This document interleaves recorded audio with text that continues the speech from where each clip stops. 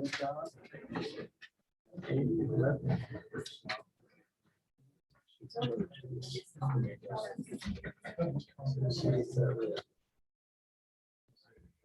You're good, Mayor.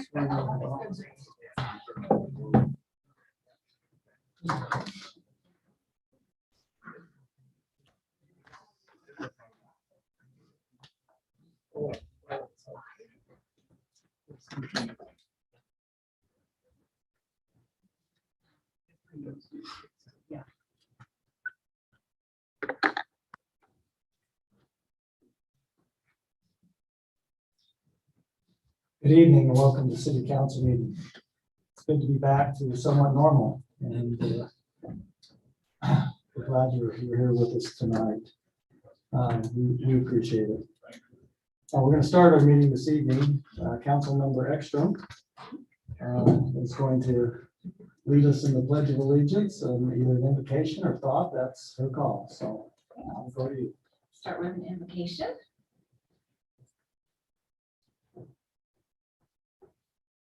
Our dear Heavenly Father, we are so very grateful to be gathered together as a community and as leadership in the community of the beautiful city of North Ogden. We are so very grateful for the opportunity that we have to live here among the mountains. We are so very grateful for one another and for the wonderful sense of community that we have. We are grateful for the opportunities that it affords us. We are so very grateful for the freedoms that we enjoy and for the opportunity to celebrate them. Please bless us with thy wisdom. Please bless us with open hearts and open minds as we discuss matters pertinent to the city, that we may be able to make wise decisions, that we may be wise stewards over the resources in which we have been entrusted. We are so very grateful again for all the opportunities thou hast given us, and pray for all those in the community who are in need of thy protection. Please bless our servicemen and women. Please bless our police force and all of those that are first responders. Please bless those that are in need of blessings from sickness or loneliness, and please help us to reach out in any way we can. We're again so grateful for all that we have, and we say these things humbly in the name of Jesus Christ. Amen. Amen.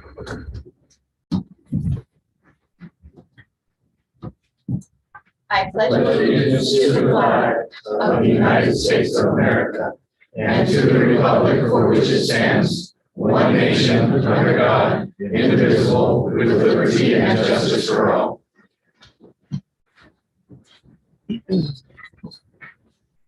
Thank you, Council Member Ekstrom. Tonight we have a pretty awesome opportunity. We're going to swear in one of our new officers this evening, and glad to have him here with his family and the chief. I just want to take a minute. Sometimes we take for granted our police force. I was in California until this afternoon, and happened to be in a location. I was telling the chief this on the way in. And as we looked out the window of where we were staying, my wife noticed a young lady up on a pretty high bridge getting ready to jump off and take her life.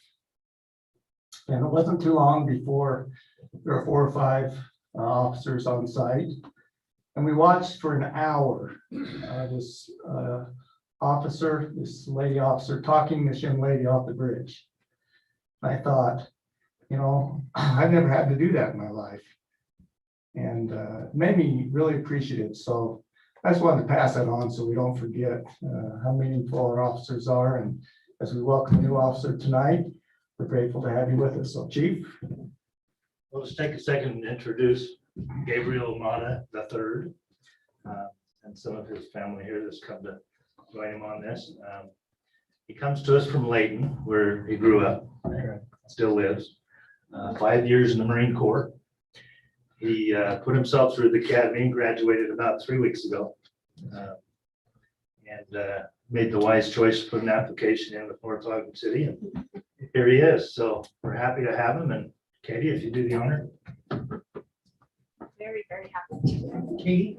Yes. Your family looks like they'd like to get a good spot for photos, so you just get wherever you'd like to be, okay? Not Kristen. Didn't include having me be there. I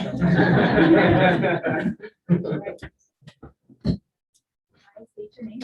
I, Gabriel Mata III, Do solemnly swear do solemnly swear that I will support, that I will support, obey, and defend obey, and defend the Constitution of the United States the Constitution of the United States and the Constitution of this state, and the Constitution of this state, and that I will discharge the duties and that I will discharge the duties of my office with fidelity. of my office with fidelity. Congratulations. Thank you.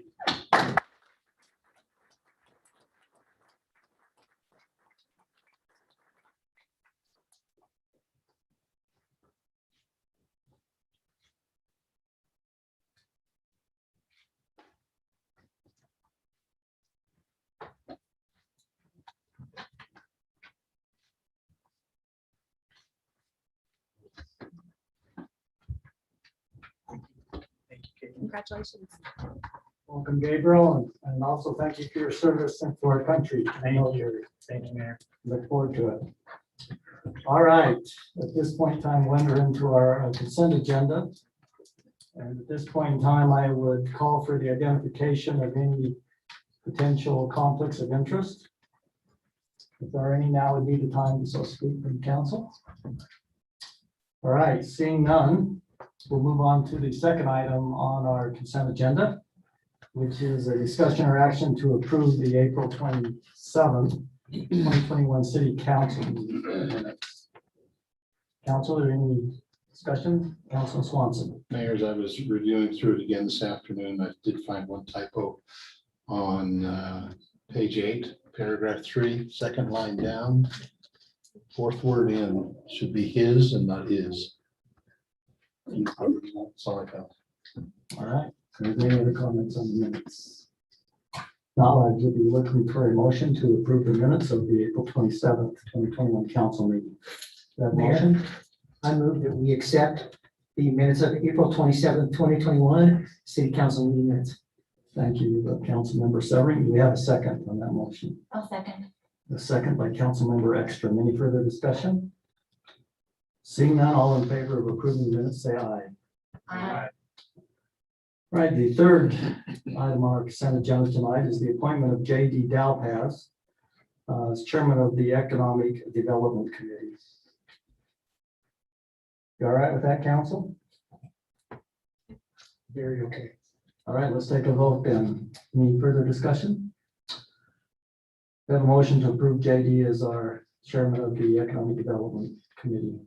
So moved. So moved by Councilman Swanson. Do we have a second? Second. Second by Councilmember Severing. Any discussion?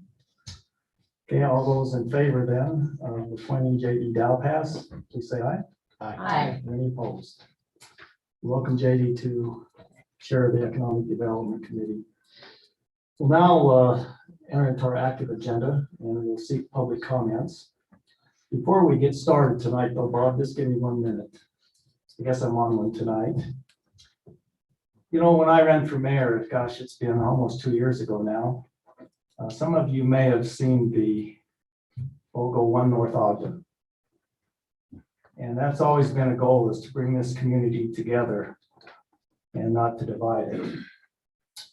And so I hope tonight, as we go about our city business, that we'll keep that in mind, that we want to do what's best for our community. We want to be respectful of each other. We surely want to be able to voice everyone's opinions.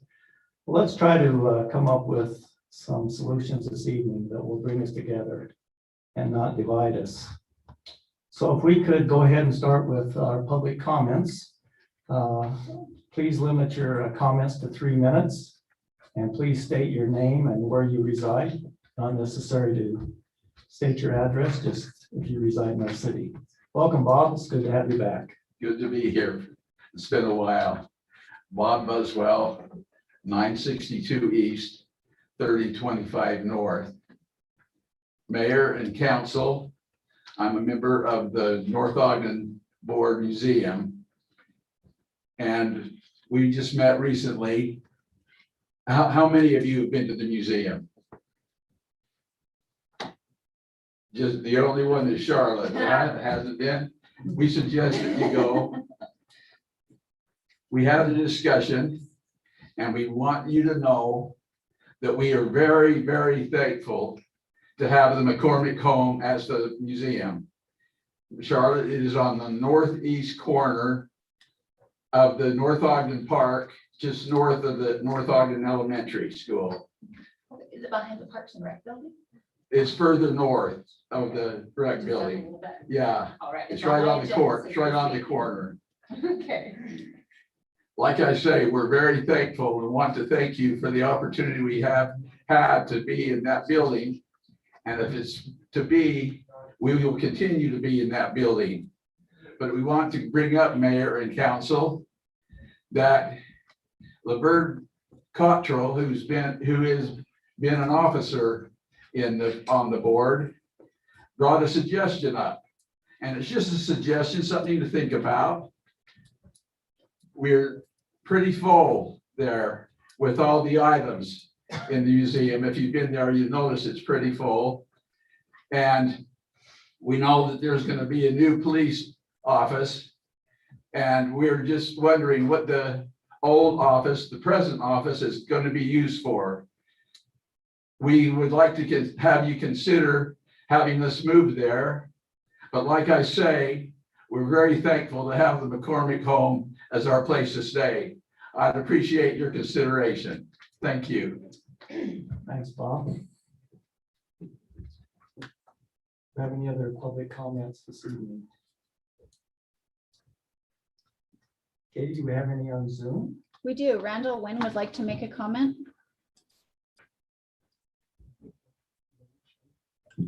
Unmuted. Okay. Got a Zoom comment, just, Do that first. all right. Randy? Randall Wynn, North Ogden. I just noticed that on the agenda is a request for funding for Cherry's Days. And inasmuch as the council has deemed that we're not capable of doing it as a city, I would recommend that we give them some funding to do it. Let them go ahead with it. The community can do a lot of good given a little leeway. So thank you. Thank you, Randy. I'm Dan Farron. I'm 3011 North. Been there 25 years now. So my comment is in regards to, could you tell me when your last council meeting was where you approved $11.2 million bond issue? I can because we haven't approved it. Haven't approved it yet? No, but tonight, So it was just brought discussion, forward in discussion, and now tonight is your vote. yes, on the resolution. For the safety. Group. Okay. I'm sure you examined all the potential other ways we could do this other than a bond. At least I hope so. And that we could, like they did with the, what's that other building called for the Public Works. maintenance, Public Works. Initially, that was a $10.2 million bond that was proposed. And several council members got involved with that and brought it down to 3.2 million. And they found the land the city owned and used that land. I don't know if we have any other, you're talking about, annexing some land. I don't know if that's for this public safety, probably not. Okay. So with this bond, what's the threshold that we get to vote on that? Besides just you as the council, we, the electorate. Why isn't that going to go up on for a vote? Did you answer that? Yeah, I can answer that. The council approved to proceed with a revenue bond, which does not require the vote of the people. And why should that happen? Well, I think there's several reasons. I can't speak for the council. And I don't want to get into that debate tonight since we're limiting comments to 3 minutes. Well, I'm just saying, I think that ought to be put into at least the North Ogden connection as a report to tell the electorate that we're proposing $11.2 million bond. It's going to be what, 30 years? I don't know how much interest you're going to be paying on that, but I'm sure that's going to be raising our taxes significantly. You're talking about a sales bond. So what are we going from 7% to 10%? What is that going to be? Once again, I don't want to get into a discussion about that tonight. All right, because but of anyhow, limited I'm just, time. if you understand where I'm at here, I feel like I'm being, told that city council, yes, you're representing us. We voted for you. and that's fine. I think you're doing a great job.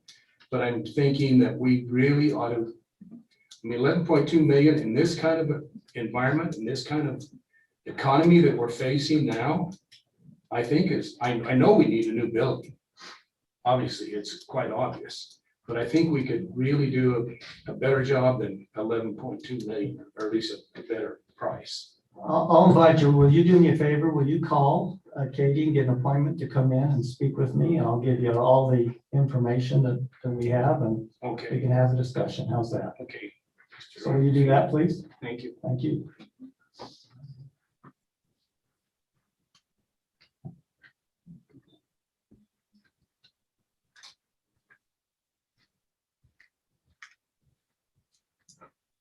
Hello, ladies and gentlemen, and good evening. I'm Atta Durrani, and I'm living at 946 East, 1625 North. Tonight, I'm in evening, I think to discuss about some problem by the gather and the street. So it used to be there like about 7 or 8 years ago, if I'm not wrong, was kind of sinkhole there. And then the city come to fix the problem there, and then after a while, still I was there, the spot is like gathering the street is kind of sinking, and the water is basically supposed to run down to the grade there down the street, but was not all the water was usually like a level like that. Stayed up by my drive by the front of mailbox and on the gather from the rain and snow, especially the ice building there. So what I find, after I talked to the public work, like a couple of weeks ago, and we recommend me to come and attend here to discuss that. And I'm thankful for him. And then also, so what has happened, I've recovered the other day there when the water coming from rain stuff, there's on the gather, between him and the joint gather, there's a kind of hole. When I would pay attention there, the water was running like a sink faucet there, like another sink hole, I think is already there, and it's going like a down. If it's, I want you guys attention there. If it's not, maybe you cause more problem later on probably. So that's all. Thank you. Thank you. And it sounds like Dave's familiar with this, so we'll follow up with Dave and see what solutions are available. So Dave, will you get back with John and myself, please?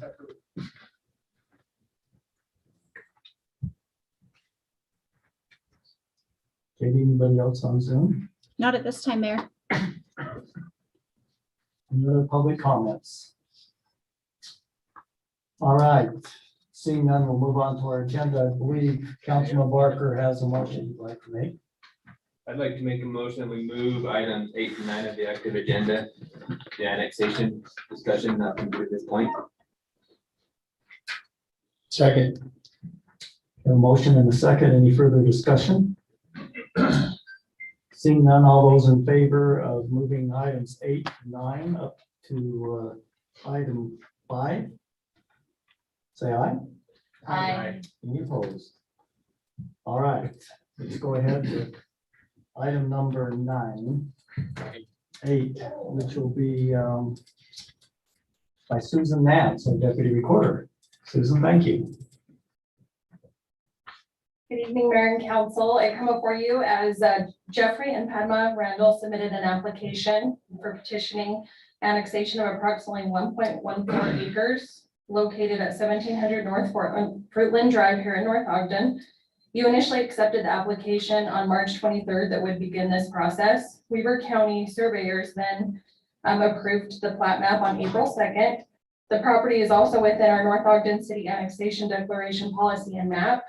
The petitioner is requesting an R18 zone, which the Planning Commission has also recommended on the April 7, 2021 meeting.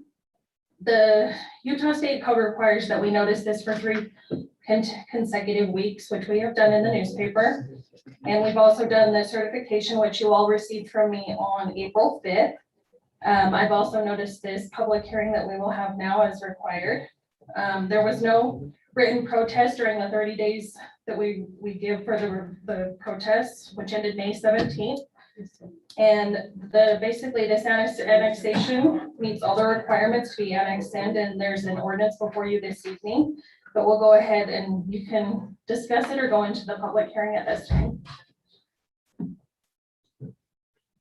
Thank you, Susan. We'll now enter into a public hearing to discuss the annexation of this property, 1.14 acres, 1700 North Fruitland Drive. Are there any public comments?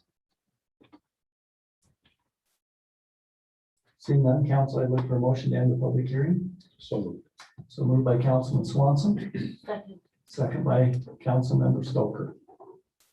Any further discussion? All in favor of ending the public hearing, say aye. Aye. Okay, at this point in time, I don't have an ordinance number here. Katie, do you have an ordinance number for us? I do. It's 2021-14. Council, I'd be looking for a motion to approve ordinance 2021-14, which would be annexing the 1.14 acres located at 1700 North Fruitland Drive. Do we have a motion? Okay, I'll do this one. These are people I love very much. I welcome to the city.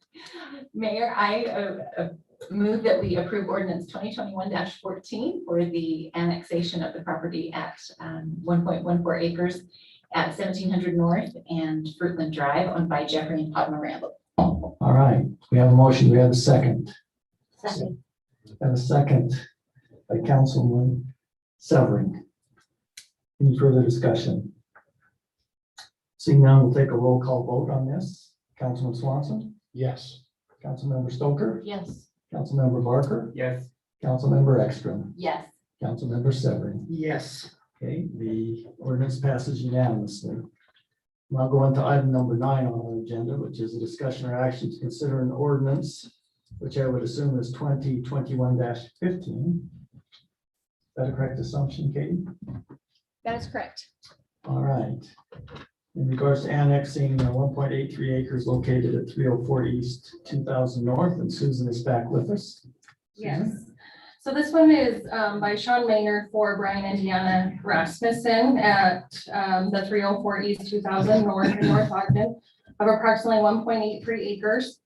The petition was accepted by the council on April 13th, 2021, and which began the process. Weaver County surveyors had already approved the plat map on March 30th. This falls within the North Ogden City Annexation Declaration Policy and Map. The petitioner is requesting a zoning of C2, which the Planning Commission has made a recommendation on April 21st with certain conditions that John can go into further on some information after I go through the finishing of the background. The Utah State Code requires this for 3 consecutive weeks, which was done in the local paper. And then we also gave the certification notice to you on April 20th. And this public notice was noticed as required. And there was no written protest that we had received by the deadline, which was yesterday on the 24th. And it meets all the annexation requirements to be annexed into the city. But I'll go ahead and let John go into that additional information from the Planning Commission. So council, there were a few items in the staff report that was suggested, and then one commissioner did recommend this come in as a with a development agreement attached. It is a commercial zone that will be abutting some residential, the C2 zone that's being recommended. That motion ultimately did not get voted on or passed. There wasn't enough members, but just wanted to bring that to your attention if the council had any interest in that, the development agreement approach. I think the applicant indicated they would prefer to just move forward, and that they'll, I think if I read the minutes correctly, that the indication was they felt that they'd be doing a development that would be better than what was there currently. So just so you have all the information. All right, what about the rezoning, John? So the rezoning that's part of the annexation, is the council would be assigning the zone. And so that the one planning commissioner was suggesting that it include that development agreement since it was commercial against residential. It is being rezoned to C2. That's what it would be, yes. Just wanted to make sure. Any other information, John? No. Council, any questions before we enter into the public hearing? We have Sean here with us this evening. Would you like to hear from him? Sean, do you have anything you'd like to share with us this evening? I'm here if you have any questions. Okay, we're here if you have any answers. All right. Seems like Sean doesn't have anything he'd like to add to what's been said this evening. So at this point in time, we'll enter into a public hearing to receive comments on a petition to consider annexation of this property, 1.83 acres at 304 East, 2000 North. Do we have any comments from the public regarding this?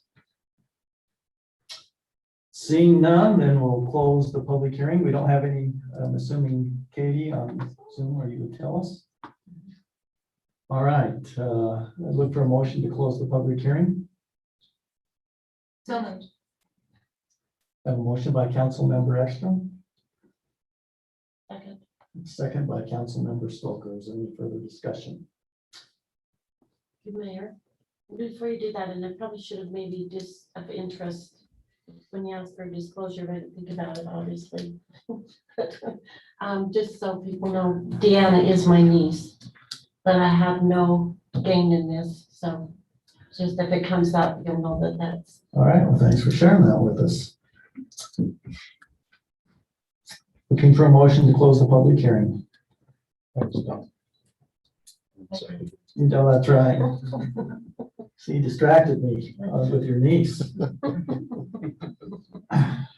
All right, then, with that, I'd be looking for a motion to approve ordinance 2021-15, which would be annexing this property into the city.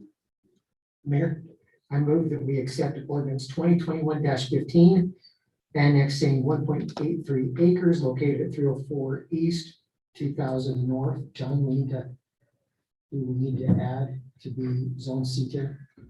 So the ordinance includes the C2 zoning, but you could include that. In addition to that, property being considered C2 zoning, Okay, which is part of the ordinance. which is part of the ordinance. Okay, do we have a second? I'll second. Okay, a motion and a second. Any discussion on this item? Seeing none, we'll take a roll call vote. Councilmember Severin, Yes. Councilmember Ekstrom, Yes. Councilmember Barker, Yes.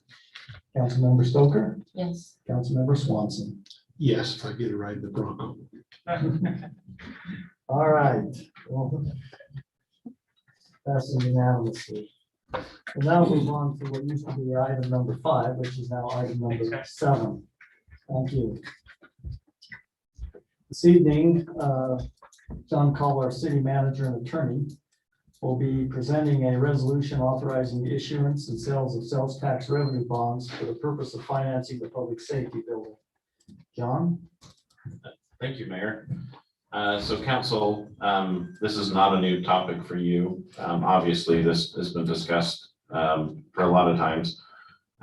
In the last few meetings, or a few meetings ago, the council made a decision to move forward with the sales tax revenue bond option to finance the public safety building.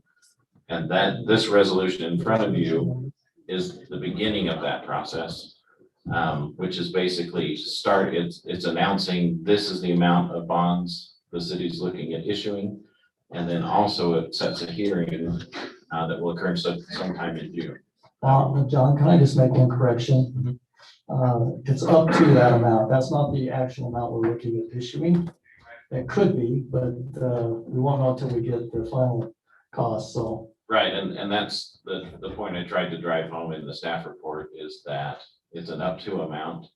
This is also just, like I was saying, the beginning of the process, meaning that there's 2 more things that would still happen. One is the actual public hearing on the resolution, as well as a future document that would be signed to actually price the bonds is what it's called, where they actually go out to market. And so there's still a few steps, but this is the first legal step.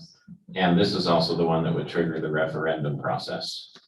So when the council assuming the council votes in favor of this parameters resolution, then the next item that would happen is there'd actually be a public notice put in the newspaper and out on the public notice website that gets everyone the information, or at least gets it out to the public as much as we can. Obviously, our goal is to get it out there as much as we can.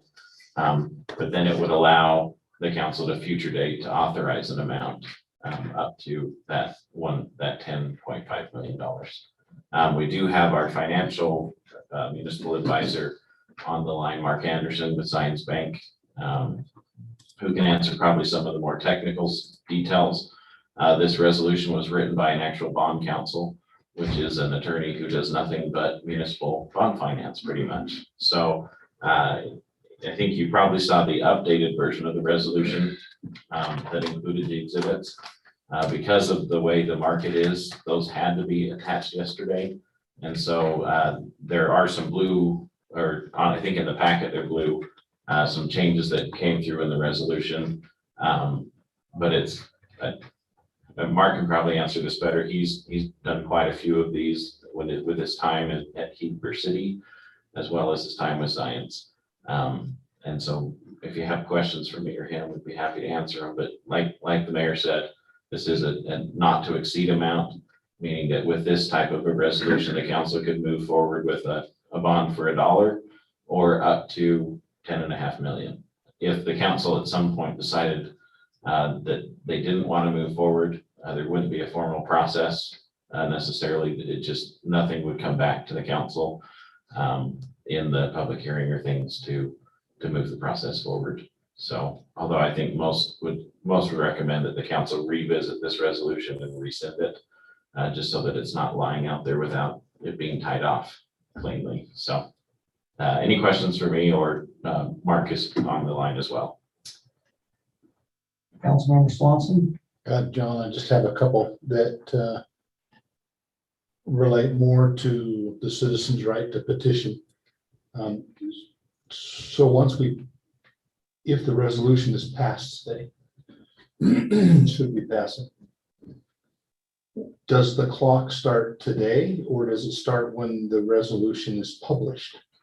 It starts when the official notice is published on the public notice website and the various places. There'll be some physical postings and things. Okay. And then the 30 days start for signatures, and the actual signature is attached to the resolution. I believe it's exhibit F to the resolution. So there's provisions.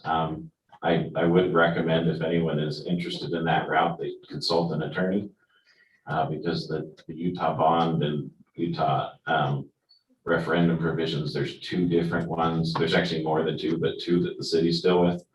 And they should really make sure they understand it, as opposed to relying on a website or some other information.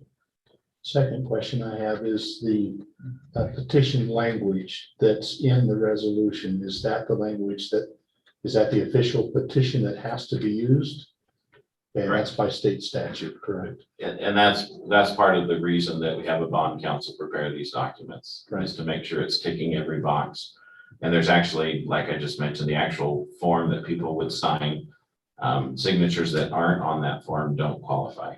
Okay. So they've got to follow the strict rules of the statute. The next question is there someone from the city that will notify a group if there's a group interested in having a petition, which day the notices go out so that they know what day the clock starts? We will post the notice on the city website, and that would be the way for them to do it. We wouldn't actually reach out to people specifically and say your time has started. For example, I don't know the answer if they could start collecting signatures now or not, but they should consult their own attorney, because some of the new nuances in referendum laws can disqualify entire packets of signatures if they're not followed strictly. So they should, make sure they're doing what they need to do. And last question, in the resolution, it references that any potential petitioners would need to gather 20% of registered voters. Is that simply registered, active voters, those that voted in the last election. So it's registered voters. It's just straight up registered It's voters. different than the other referendum track where it says it's like 29% of the voters who voted in the last two presidential elections. And so that's what I'm saying. There's a couple different referendum tracks, and they need to be cautious that they're following the appropriate one. And that's why in the ordinance, it actually talks about what provisions of state ordinance they're relying on. So someone who's new to this type of thing would not be lost without it. But I'd still recommend they talk to an attorney. That's what attorneys are for. Thank you. That's all I have. Thank you, Councilman Swanson. Now, John, also, is it true that they have to get that 20% of the quadrants? There's 4, or is that not applicable these days? No, so that's what I was saying. I had told you incorrectly, Mayor, that the other referendum requires the quadrants of every voting district. At least that's my understanding. This one does not. This one doesn't. That change 2 years ago didn't affect the municipal financing referendum provisions, apparently. And for those who are in the audience that are not bond experts, and we're talking about this referendum, et cetera, on a revenue bond where it does not require it to be on the ballot, citizens do have the right to have it placed upon the ballot by getting adequate signatures. And so just to make sure we're all on the same page, that's what John is referencing. For those who would like to do that, there is that opportunity out there.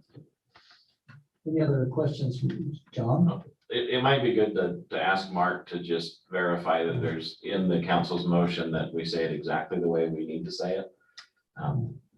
Just to make sure we've ticked all the boxes. And actually, well, first of all, is there any other comments from council? I had a quick question just on sort of the Councilmember Ekstrom, go ahead. okay, on the timing of things. So we're just kind of kicking off the process, right? We've kind of identified a strategy. We're going to go down the strategy. Then what's the process, assuming that it goes according to plan and we pass it? When does it get funded? Is it kind of like a construction loan where we take out a little at a time? Do we get it in one lump sum? The clock starts ticking on the interest, which is a very low rate, by the way, just in case anybody's worried about that. It's very, very low. And so that's one of the reasons that we're going this direction. But can you kind of walk us through how that works? So from what I would recommend to the city is obviously there's a public hearing that will happen in June.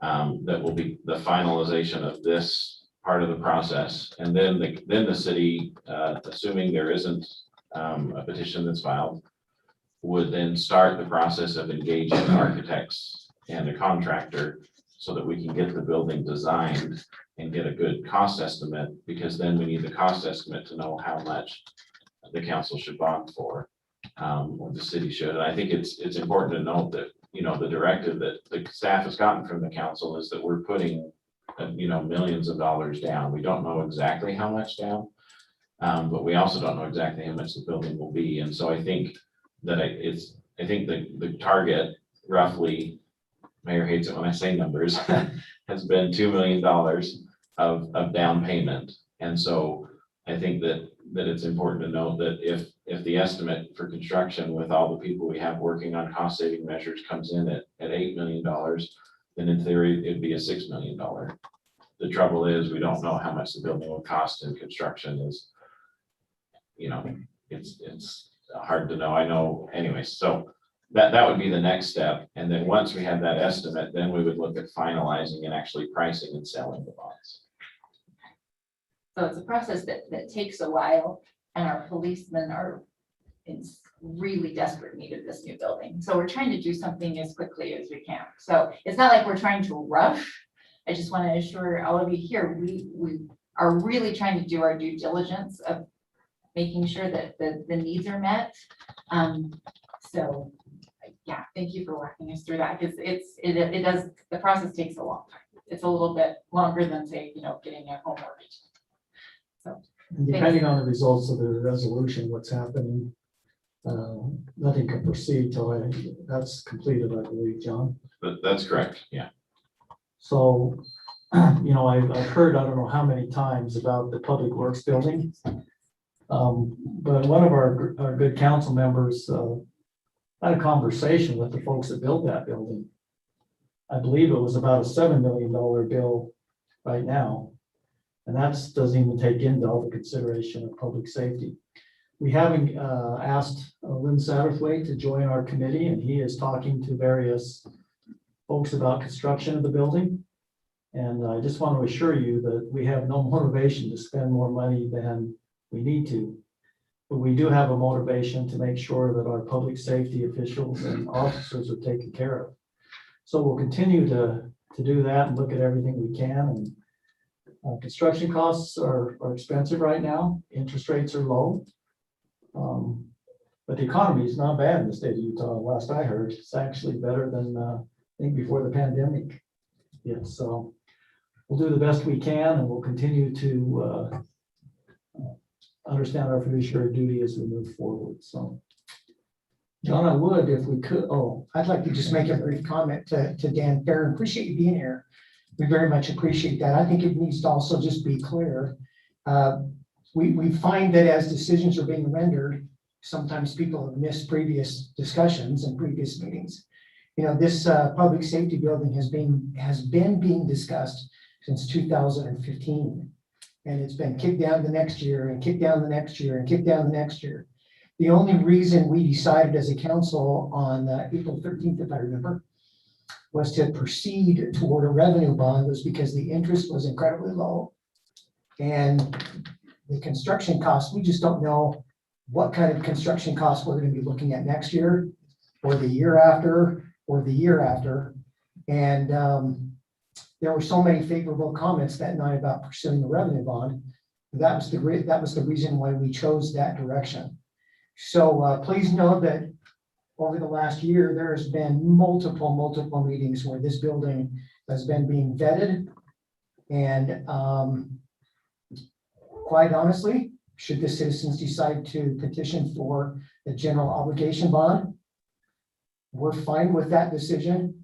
We just have to look at the consequences if something like that doesn't pass, and the higher expenses for construction and the higher expenses for the interest rate. So I just think that needs to be clear as well. yeah, I believe a building similar to this back in 2015 was built in Kaysville for $5.6 million.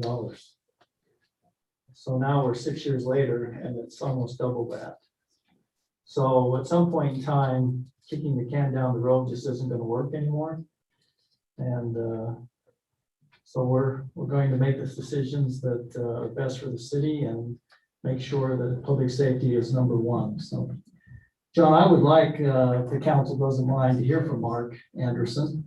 I think briefly, don't want a long exhortation, but anything he can do to help the public understand the process here. And I believe construction is a 14 to 18 month period once it gets started. So we're good down the road here. So if Mark would like to make a couple comments briefly, just to help our citizens understand this process and where we go from here. So Mark. Yes, Mayor, thank you. Can you hear me? Barely. Can you speak up just a bit? I'll try and speak a little bit louder. Basically, what you have before you is what we call a parameters resolution. It sets, it makes the public aware of the maximum amount of money that the city would borrow, the maximum interest rate that would be paid, the maximum length of time that funds would be borrowed for, and the maximum discount that bonds would be sold at. In addition, this resolution gives authority to certain people to execute bonds if they're within the parameters approved by the council. And it authorizes the mayor and the city recorder to sign those bonds once issued. In addition, the council should identify a date for a public hearing that is a part of the bonding process. I think we're recommending June 22nd based on the fact that we need to publish a notice of intent to issue bonds as well as a notice of public hearing. to give adequate notice for that public hearing. Once that second notice is published of the notice of public hearing, the contest period begins, for which there's a 30-day period for which citizens could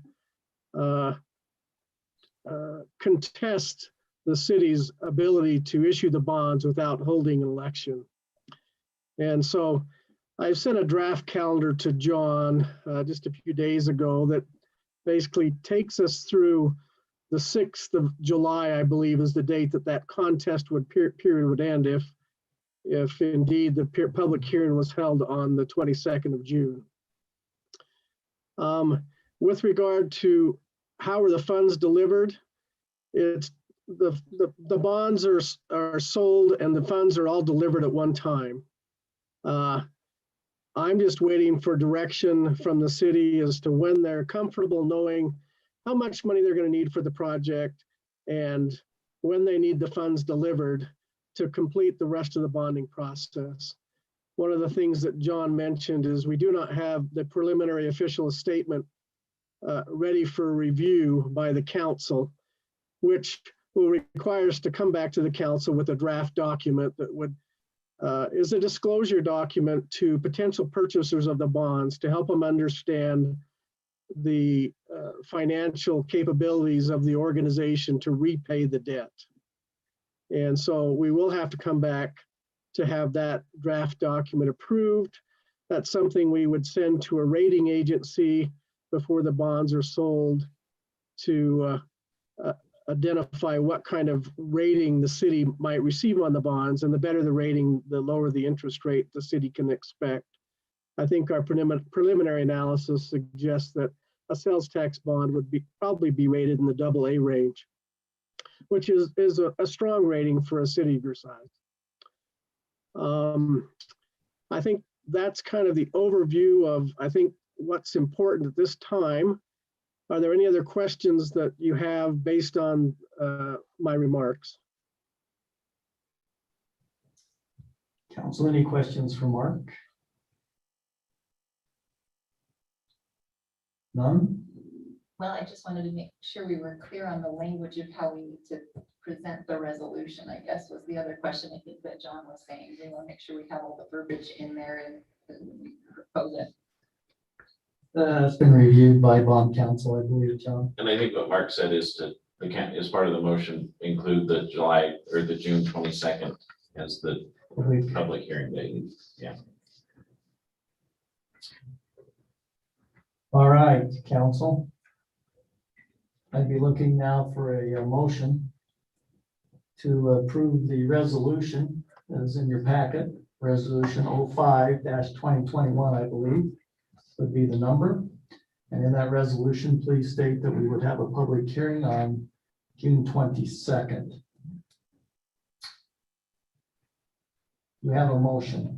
Mayor, I'll move that we approve resolution 05-2021, authorizing the issuance and sale of sales tax revenue bonds for the purpose of financing the public safety building with a public hearing to be held on June 22nd, 2021. We have a motion. Do we have a second? Second. Swanson. We have Councilman Severin. This is a second of the motion. Do we have any further discussion? Mayor, I'd like to ask Mark if that's a sufficient motion to cover what we need to cover. Okay, Yes, Mark? that's satisfactory. Okay, thank you. All right, something this big, we want to make sure we're doing it right.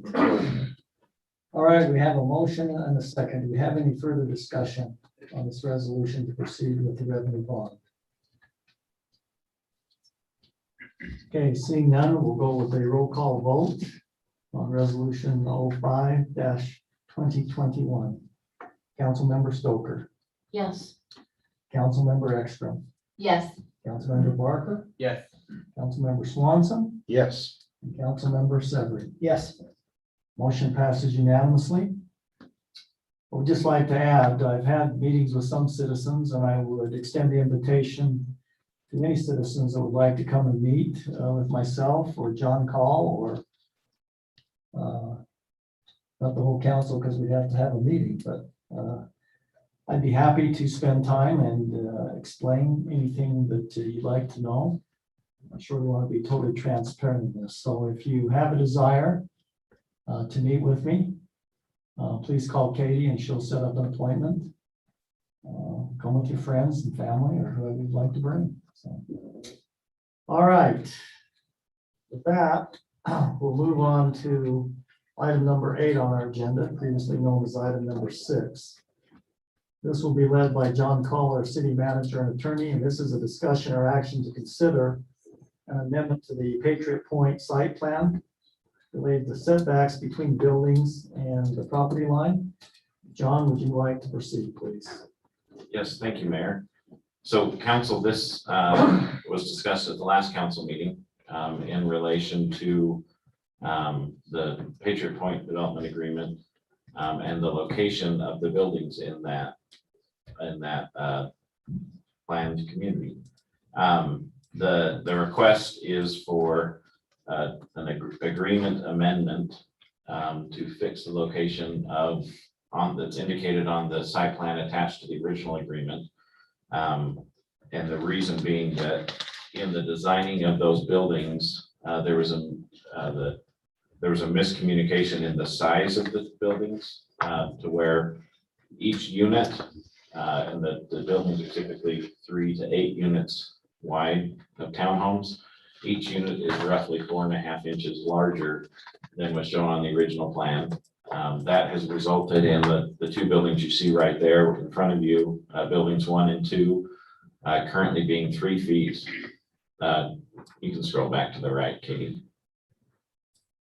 The buildings 1 and 2 on the right-hand side are 3 feet closer to the east property line than originally contemplated, but are the same distance from the right-of-way on the west side of those buildings. And so the request from the applicant is to fix all of the buildings and get the right size building in the right location.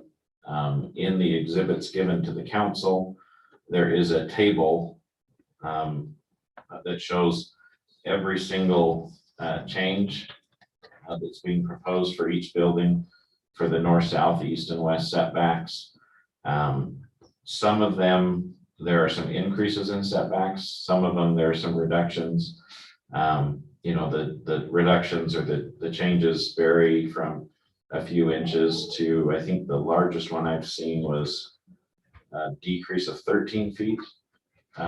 Most of the external setbacks, meaning the setbacks to the property lines, are staying the same or increasing. However, as indicated, obviously buildings 1 and 2 are getting closer to the property line. And then I think there's a few others in phase 3 where they're a little closer as well. We do have the applicant here who can answer questions.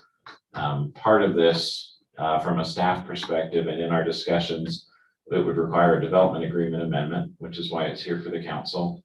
In that agreement amendment, there's a few options that have been presented. Katie, can you pull that one up? It might, is it at the back of these, or you might need to grab it out of that folder. Because I'm not seeing the actual development agreement language in the packet. And I don't think I have access to the folder.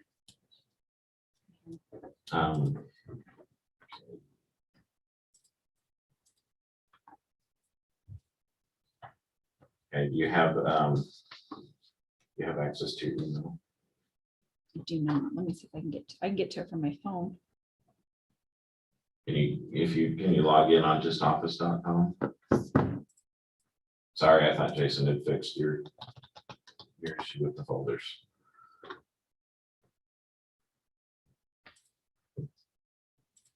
But in the agreement, there are 3 things that are being talked about. One is an extension of the deadline from the original development agreement. And it includes an extension of 18 months or when the council gets the grant. The next change, That's the latter of the two. So right, latter of receiving the grant or 18 months. yeah. So if you can get access to, okay, I just emailed it to you. The second bullet point is focused around a clarification of what improvements the council and the developer are agreeing on is included for the detention basin, and which improvements are park improvements. That's important because in the agreement, there's some different timelines associated with the different improvements. Although in theory, we've anticipated all of them being completed at the same time. But it essentially says that the detention basin and the storm drain lines are the detention basin agreements or the improvements. And then the park, the roadway, the sewer line, the bathroom, the fencing, and those other kind of aesthetic improvements are part of the park improvements. And then the last bullet point reinforces a provision that's in the existing agreement and basically says, if the city doesn't get the grant funding, that's under no obligation to complete the agreement. The last time as we discussed this would be one of those items where, the council would have to look at unwinding the agreement or what would happen in that scenario. I don't think currently that we anticipate we won't get the grant funding and that we'll be to that step. But those are the three things that would change and amend the agreement from September 23rd, 2019. So, 23rd. And yeah, so sorry, a little hard to email and talk at the same time. It's like chewing gum and walking, right? But we do have the applicant here who can answer questions. I met with them about these 3 bullet points, and the indication was that they were okay with them. They included some changes that me and the mayor talked about, and so the big question is going to be from the council's perspective. Are you okay with what's being proposed? And what would you like to see? Is there anything else you'd like to add to this? Obviously, it's a 2-party agreement, so you'd want to be working with the other side as you talked about what to add or take away. But there isn't an obligation to do this. If the city would like to, they can say, no, we're not going to make any changes. Obviously, that can put the developer in a rough position. And so I think some of these bargain for exchanges we're talking about, I think help if there is ever future issues. And then I think, obviously you can, as a council, talk to the developer and find out anything else you'd like to know. Did I leave anything else, Mayor? Out there? No, we did have a chance to meet with the developer and the partners. I think this is somewhat of a unique situation. It abuts another development that is owned by the same group. There is quite a bit of land in between the 2 properties. As you know, council, the project right now is red flagged, so they're not able to continue on with development. I think they're anxious to get an answer from the council. I think this is unique in the sense also that there are some things that are being amended on the city side in this agreement. I know in talking with John, he feels strongly that the items are defined adequately. I think this surely clarifies that. So what we're trying to arrive at here is a situation where both parties can move forward in a reasonable manner. So I don't know who's speaking tonight. If the developer wants to make some comments, and then we'll have some questions from the council.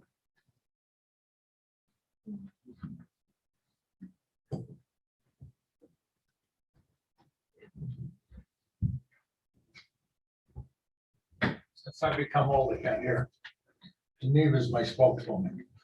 If you ask questions. When I left the meeting last time, I thought, well, we'll just cut the foundation off and be done with it. talked to the contractors and talked to John and the mayor, and they says, look, the 3 feet is just a small thing. Let's get the whole thing resolved. So we've spent a lot of time with their engineer, has gone over every number, and with our builder, Mark Kohler back there, we've gone through every number 3 times. So I'm saying, and they told me to say this, we will not be back for any more adjustments at Patriot Point. That's what they told me to say. So I said, so we'd really appreciate your consideration. I appreciate John and the mayor pulling this all together for all of us, because in September, the city will be in default of your contract with Mr. O'Pikins, who's back here, who's also agreed. And so this extends that 18 months for you to get your grant. And secondly, if you never get the grant, we have no claim to force you to put anything in. So I think it's a win-win. As I told you in the last meeting, I feel bad we even had this happen. We appreciate your consideration to let us move forward tonight, and that's my speech. Do you have any questions, Justin? Does anyone have questions? We're gonna find that out right now, Tallulah. Council members, do you have questions at this point in time?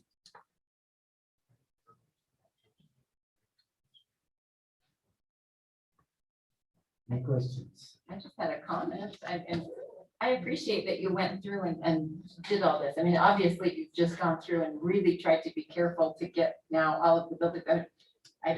I see very few that haven't had to be adjusted. So, yeah, I think you've come to us in good faith. I think that you're trying to do what's right. And hopefully, I think it's 18 months, John, maybe this is a question for you.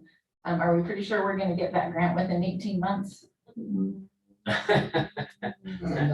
We're talking about the federal government. We're hoping. The federal government told us it was a 12-month delay because of working from home and COVID things. So we're into that 12 months. We're at the end of those 12 months. We thought we would have been told last year about July if we had it or not. So, You know, the other issue here is what the cost will be. We talked about construction costs, what it will be. I think Mr. Call and Royce Richards drafted this agreement. So, you know, I don't want to ask John to be objective since he wrote it. But he has indicated that he feels the city would not be in default on the agreement. But I think it's wise to clarify that. I think that's what brings uniqueness to this situation. Is that, you know, the city needs some clarification and the developer needs some help. And so that's kind of where we're at in the situation.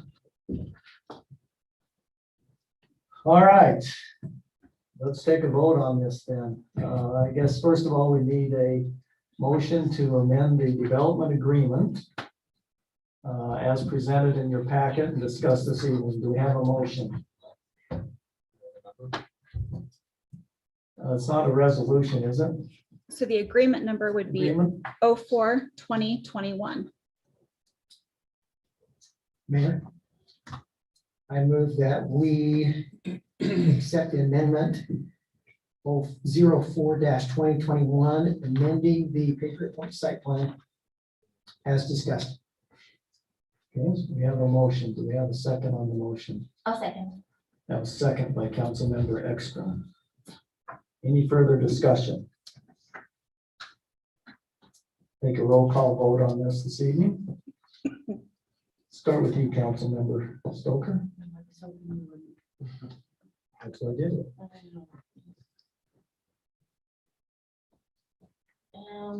I'm still not real happy with this whole deal, but I don't know. I'm sure there'll be consequences if I say no, and if I say yes, that doesn't make me real happy, but it helps with the project move forward. So I'm really caught between the rock and the hard spot. So I guess I don't know, it makes sense to move forward, but it still doesn't make me happy, so, I'll say yes, but not Okay. happy. So we have one not happy yes. Council member Swanson. I'm a monotone yes. Councilmember Barker. Yes. Councilmember Ekstrom. Yes. Councilmember Severin. I'm eternal optimist, so I'll just say yes. All right. I think that was based on the fact that we're never going to see you on this project again. All right, good luck.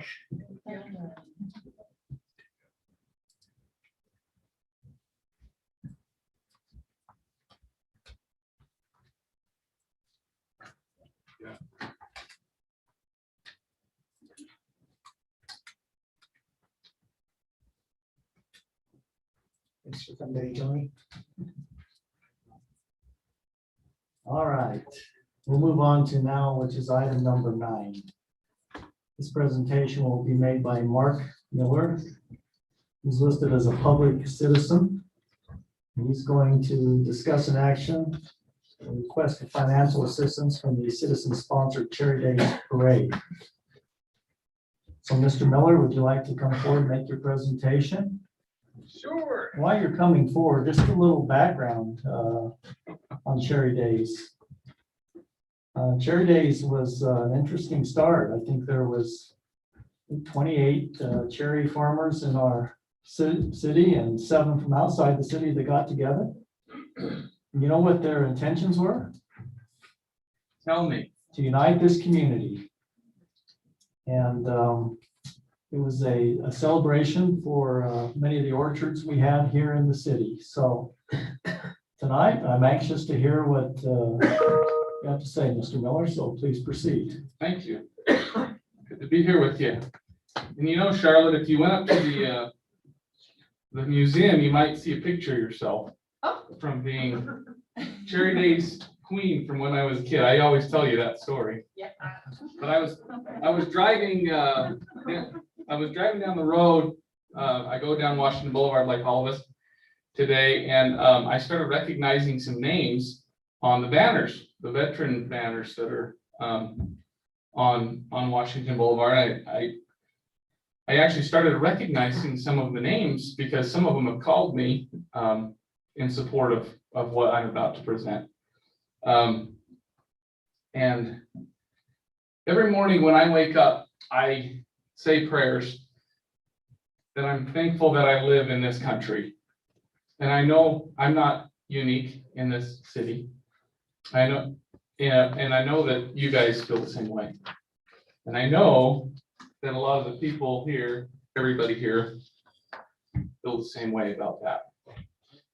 And it's even more special to live right here in this area, North Ogden, Pleasant View area. You know, I'm living there now, but I'm a North Ogden guy. Anyway, I'm just going to read the letter that is inside the packet and answer questions. Let me just say this, it's important that we celebrate this together as a community, our freedoms. And that's really why I'm here. It's because I feel that deep sense of gratitude and that excitement to want to do that and to celebrate together. Cherry Days has always been a big part of North Ogden, and it will continue to be. So as you're aware, 3 weeks ago, the city council had a vote to cancel the parade and the activities at the park. I think that was well intended, but I think that the citizens still want to have this celebration together. I know I do, and I know a lot of people do. I've had a lot of people reach out saying that they're in support of what we're doing. And let's see, I'm gonna jump over some of this. given the intergenerational and historic meaning of Cherry Days in North Ogden and Wake County, I request from the mayor and the city council that you guys resolve to formally adopt the committee that we've created to carry out the Cherry Days activities, the parade and the activities in the park. And we're gonna need some money to do that. We can fundraise and probably make it happen, but it's a lot easier to do it where it's a community thing to, see if there's any way that there's money that could be made available to help us with some of the costs that are involved with putting this together. We've got about 5 weeks to get it put together. We've got some good momentum. And I think you guys will all have fun coming to it. We are probably the biggest cost involved in this is marketing and helping the citizens know that it is on, that there will be festivities, although not run by city staff. But there are, people who are wanting to hold Cherry Days this year. I just had a fleeting thought. I can't remember what it was. Any questions? Oh, here's the thought that I had. Getting a lot of questions about, hey, I heard it was canceled. And we're saying, no, we're trying to put it together. And so there's a little bit of confusion. We want to try to get that cleared up tonight about what our stance is in relationship with the city, and if that's something that you guys can support us in. And so if you guys have any questions. Thank you, Mr. Miller. Thank you. I did ask John to look into the budget of the city. I'd like John to maybe explain the budget. It was approved by the council for Cherry Days and how that works. I would point out that a little definition of what you mean officially adopting as a committee. If you'd like to be a city committee, let me explain how that works.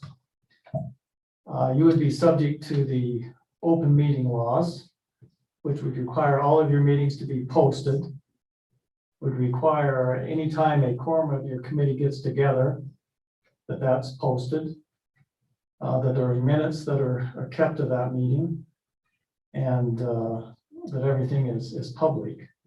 How committees are appointed in the city is by the mayor with approval of the council. And so I don't know how large this committee is by any means, but it does put quite a burden on the committee if they would like to take that avenue. It couldn't be a formal committee till the committee members were approved by the mayor and the council, which could be a bit of a delay based upon the short time we have. I'm just explaining how things work here so that everyone knows. Once again, I understand you have quite a large committee, but anytime a quorum of that committee got together, it would be classified as a public meeting. So someone would have to make sure that that was controlled. I would also like John Call to maybe talk about the budget and how things are put together. And I think there's been some misunderstanding. This is a pretty connected community. And something that I think we all want to have to unite our community has become somewhat divisive. And so I hope tonight that as we discuss this issue, we can come to a conclusion that will unite our community, and will help us carry on a tradition in a way that will be meaningful to our citizens. So before I ask the council for questions, I would like Mr. Call to kind of explain to those who are here and to the council how the Cherry Days works and how it was budgeted. So John? Okay, thanks, Mayor. So Cherry Days is one of the anomalies in the city in that we pay for it out of 2 financial fiscal years. So 2 budgets pay for the same Cherry Days. And that typically happens because our fiscal year ends on June 30th, but we've paid for fireworks, performers, advertising, you know, some of the things Mark talked about in June, May, April, March, and February.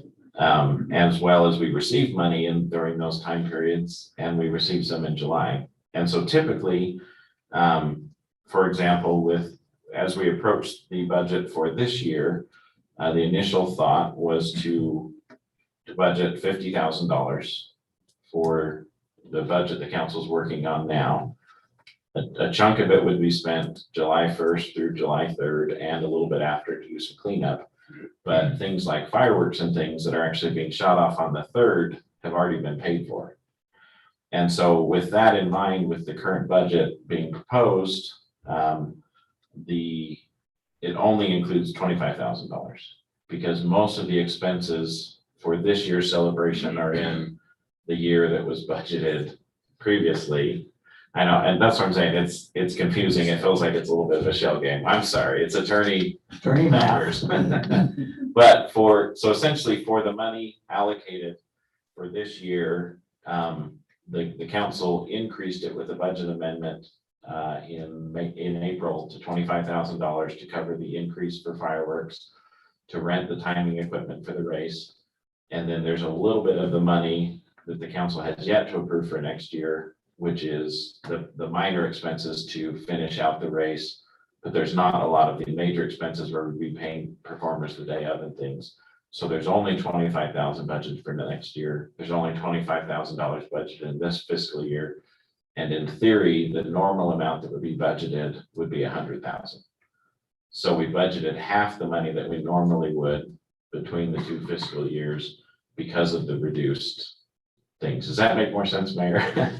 I know I talked in circles again. But essentially we've budgeted 50% of the money. Most of it's going to fireworks. And the remaining portion that isn't going to fireworks is dedicated to the race and the marketing that we've already put together. So John, just a question. So the 25,000 is in next year's budget. Will that pay for the fireworks for the 4th of July Next year? Correct. Okay. In the fireworks shot off in 2022. And John, how much of the money came in from the community? I know there was normally a pretty significant fundraising effort. So of the expenses, how much of that came in from the community versus usually between $20,000 and $30,000 was received. Some of that was tied to advertising in the magazine and other methods in the parks, as well as booths and things. But there's always been a large portion that's subsidized by the city. But this year, I think we've received $7,000 or $6,000 in donations. versus 25 or 30? Yeah. Okay. Thanks, John. Mr. Miller, do you have any other questions regarding that explanation? I'd like to know, I'd like to hear from the council members where you stand on this, your support. I mean, even with or without money coming in to help support us, what's the feeling of the council as far as resolving to support the citizens who are putting this together? And I think there's a disconnect in the city or among the community about what that relationship is. And I think it would be helpful for people to get behind this. I think it would be good for everybody to be behind this. And so, like I said, no matter what happens with the budget, I think we need to just clarify, you know, how this looks going forward. And so that people do know that if the city council does support this committee or this move to do this, as we've done in the last 50 years, excepting last year, just so that it's not confusing to the community. Sure, I think that's a good point. First of all, I failed to mention this, but I want to express my appreciation for those citizens who become involved. I think there might be a silver lining here in my mind. And that is that we have citizens in the community who are willing to volunteer to help the city with some of the things that go on, because we do have limited human resources in doing this. So I appreciate those who are willing to step up. And I think that the question has been is, you know, the motivation of doing this. And I think as long as the motivation is pure, Which it is, which which it is. to help our citizens celebrate Cherry Days. And Independence Day. That's a very That's important part great, of yeah. it. Yes, It's always been Cherry Days, but we'll celebrate Independence too. And sure. we like that. But sometimes we get them confused because, you know, as we said, we're grateful to have a parade on the 4th. Just happens that's when cherries ripen. So we'll take both. Sure. But I think that's the important thing, is the motivation of doing this.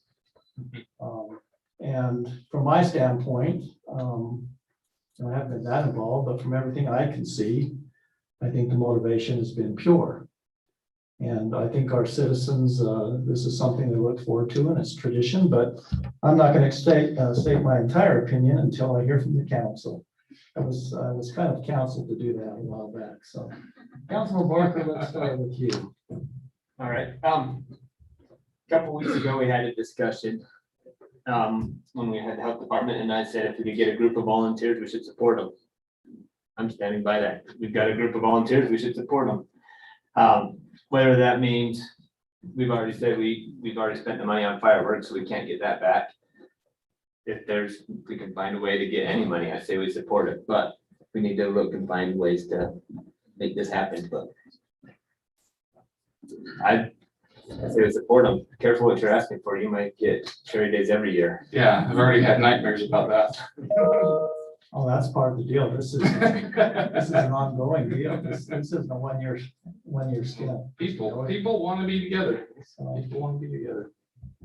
I can't think of a better man to do it again next year. Well, I appreciate that. Thank you, Blake. let's go to Council Member Stoker. I think it's a great idea. I'm glad that the citizens wanted to take that challenge and do that. I think it's great, and of course, I'll support you. Thank you. Thank you. Councilmember Swanson, let's hear from you. Yeah, I think part of the disconnect has been on how support is defined. You and I had that conversation. We had a conversation. When we, on February 2nd, when the council met, we were fully behind in planning Cherry Days, the entire thing. When we met again on March 9th, same thing. When we met again on April 13th, because of the COVID restrictions and the continued advice from the health department, we reduced it back to the 5K, the medallion, and the fireworks. And that's when a citizens group came forward and said, we'll take it on. So we said, great. Nobody on the council has ever said, no, you can't do it. The frustration for me has been that the term support has been tied to whether or not we'll write you a check. And that's been very frustrating because we've been supportive. We've talked about different routes. We've offered city staff. On multiple occasions, city staff has given you everything that you need, where to go to get the permits, what permits that you need, all the different things that you need to rent and those kinds of things. I think the city's been very supportive of this citizens thing. It seems the consternation has come as to whether, or is solely pinned upon whether or not a check will be written. And I think that's unfortunate, given all the support that the city's already given to this endeavor. There was a unanimous vote on April 13th and again on the 27th that we would do the fireworks, the parade, and that we supported the citizens group doing whatever they could put together. And the city's done its thing. Some of the questions that I have, Mark, are, do you have your city event permit yet? I've been holding off on that to see what happens Have you tonight. been applied for it? It's on my desk, ready to go. So the answer is no. No, because I'm waiting to see what the answer is. Have you applied for the mass gathering permit? It's also ready to So the go. answer is no. That's correct. Okay. Have you ordered porta potties? Yes. Okay, wonderful. How about a plan to the chief? Yes. It's interesting. You told me this afternoon that you don't have a plan to him, Well, we've met, we've talked about it but that's not a plan. He Plan. asked you for a plan for the route. for the entire thing, including, and part of that plan that he asked you to submit to him is to have the city permit. Oh, that sure, he we'll hasn't get that. applied for yet. We'll get that, yeah. I'm aware of those permits that need to I be done. understand it. What I'm trying to say, Mark, is that you haven't done any of the big things that need to be done for this to happen, and it's 5 weeks away. And I'm aware of that. Our city staff that have done this year after year after year take months to get it done, and they're there full time. And they put in a lot of hours, and we do have a lot of volunteers in the community. I am, as I told you, I'll write you a check personally to help pay for the parade. Right? I'm behind it that much. Was that 5,000? No, it was not, but it did have a 5 in it. Okay. I think when you sit on the city council, I think you really, you have a position of representation of the community. I think, I would think if you really support it and you're a city councilman, you would say, let's find a way to help them pay for it. You know the costs, it's very expensive to do. There's a lot of, what was it, $50,000 or something like that? Maybe cut that in half, 25. There's a lot of cost involved. We're not trying to throw something that's anything different than what's we've done in the past. And I think there's some ways to do that. I Do you have further comments, Councilman Swanson? Not that will serve any purpose, no. Okay. Thank we you. went around, we talked for a full hour, believe it That's or not. good. So That's a pretty short conversation for you, Mr. Miller. depends on what the I subject know, matter is. I can talk to him like this. Well, anyway, I do support the council support. I do support the city support. Or I do appreciate Let the me city move on support. here to I know this. Council Member Severing. Go ahead. I think the record, if you'll go back, well, first off, Mark, thank you this is a huge undertaking. It is. It's a huge It is. undertaking, and I think I think for everybody that has been in communication with me from the community, it's a labor of love. It really It is. is a labor of love. The record for me, I want to make sure it's really, really clear. One of the first responsibilities I was given as a new city councilman 4 years ago was to watch over the health, safety, and welfare of the citizens.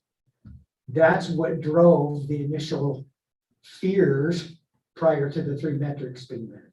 Right. I totally understand. No, and I do, and I just want to 100%. make sure that everybody's aware of that. But in saying that, the record will show that from the very beginning, I've been very supportive of us having a parade. I was interested in a different location because I didn't feel 2600 was the safest location for a parade venue. But ultimately, I am supportive of it.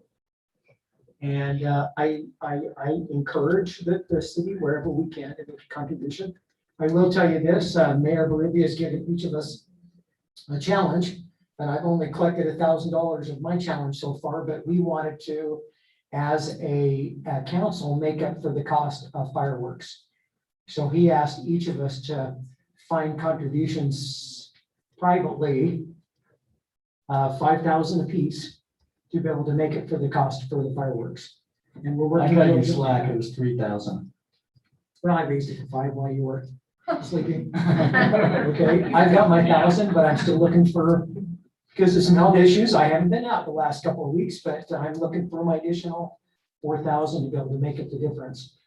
And while this is a little apples and oranges, I think it's important to mention this because we've had a discussion about the bond tonight.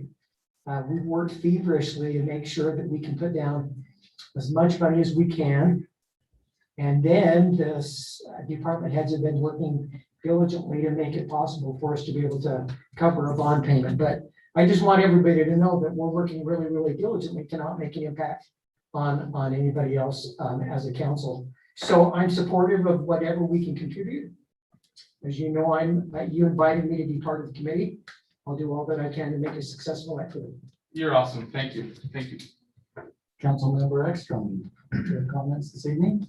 Well, first of all, you know how much I love Cherry Days, and I'm so excited that you're trying to put something together. I do have some concerns. The scale of it is just, the reason that we opted not to was part of it because of the scale, right? I'm well aware of the scale. I've been working on it. Yes. So that's, there's so many T's that have to be crossed and I's that have to be dotted, and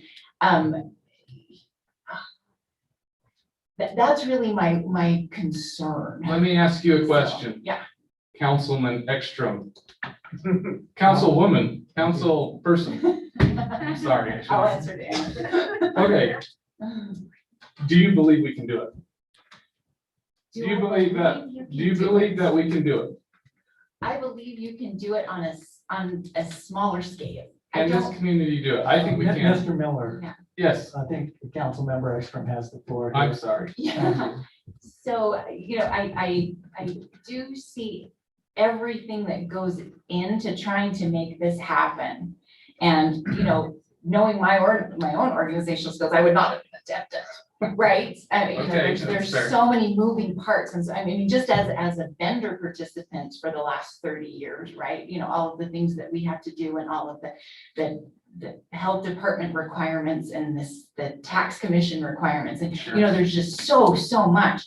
And so, and part of it is like, I think anybody else that comes to this city for funds has a request or something, then you have a budget, right? It's like, okay, what are you gonna spend it on? What are you gonna do? And it's really delineated and very clear, so we know what we're funding and what, and again, we have worked on that budget and kind of trimmed it down, so there really is just not a lot of wiggle room. So, again, I'm the same. It's like, do I believe, personally, Charlotte Ekstrom, yeah, I'll write your check, but the city's funds are just kind of like, so that's where I stand. So it's like, personally, morally, yes, I'm so excited, definitely do it.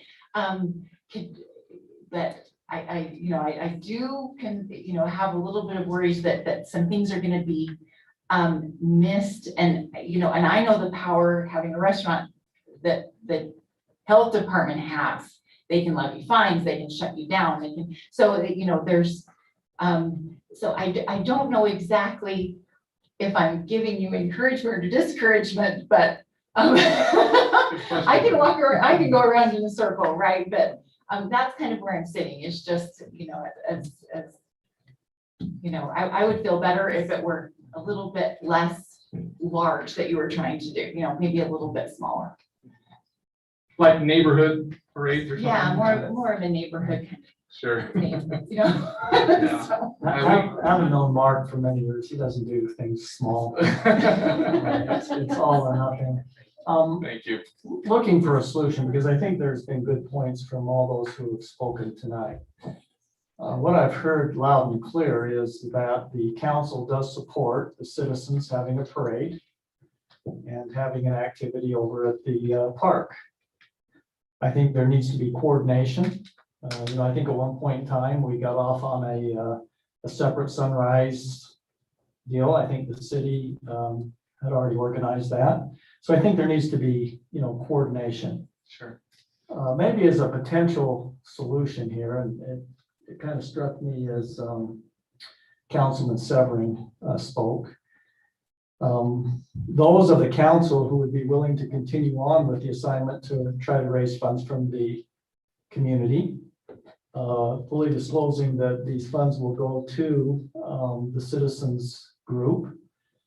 I don't see any problem with that. Hopefully there could be adequate funds raised there. I believe there is coordination going on. I had a discussion with Mr. Call in regards to the liability insurance. I think the committee was looking at a $2,500 bill, and based upon a recommendation from Mr. Call, that was taken down to $200. That helps a lot. Thank you. So I think there are opportunities going on. my recollection, and correct me if I'm wrong here, council, is the council made that decision based upon a recommendation from a department head who ultimately had the responsibility for doing that. Concerned about the ability to pull it off with the limited resources that she had. I think she's down now to 3 full-time employees. I don't think we found another one, have we? So she has limited resources, but I'm sure she's grateful for help of the community. So I'm just wondering if in that budget, John, I'm not sure we accounted for some of the city help, and we've got to be careful here not to overstress her. But I'm not sure, John, did that budget include maybe some help from those who would want to maybe assist, because they do have expertise on what needs to take place. I don't know about the council's thoughts about allowing maybe some support in that way from the city. I know we've, Chief, I believe at this point in time, you've offered 4 officers. Yeah. Is that correct? Yeah. That's probably pretty limited, but I don't know what the council thinks about maybe minimizing expenses in that way, and maybe continuing on trying to raise money from the community to help the group. I think that would show surely our support to the committee. But let me pull the committee here. Let's go with Councilwoman Stoker. To see how you feel about maybe continuing to help raise money that we would normally do as part of the council for the city, and if we offer up some resources from the city in regards to personnel. Trying to manage that, I know that's a big concern, not overwhelming people, but I trust that our department heads know what to do. So, Mayor, can I just jump in here? So are you saying that the money that we're trying to raise individually to offset the fireworks could then be used for this purpose? Is that what you're saying? That's up to those who contribute, but I imagine that they would like to see you at Cherry's Days. That way it's not money out of the city coffers. But it'd have to be full disclosure that the money's being raised to go to this committee, not to the city. Now, Mark, you know I've made a contribution, and I'll double my contribution. Thank you. I go for 3 or 4 times. Oh, I'm gonna see what the rest is. I'll double my contribution, and I'll Thank you. still try to find what we need to find to pay back. It does cost to do this. I mean, the community wants it. Yeah. We do know it costs to do it because we paid for it for 82 years, I think now, so. We got that one down. Okay, council member Extra. Yeah, personally, I will. Raising the funds, I'm new to this, so I don't know how we have raised funds in the past. Do we go and say, hey, business, do you want to contribute? That's how it's done. And then what do we offer them in return? Are they gonna get some sort of advertising, I guess. So That's up to what the committee can offer. I don't know that. I will gladly go out with any other council members to beat the bushes for you. That would be appreciated.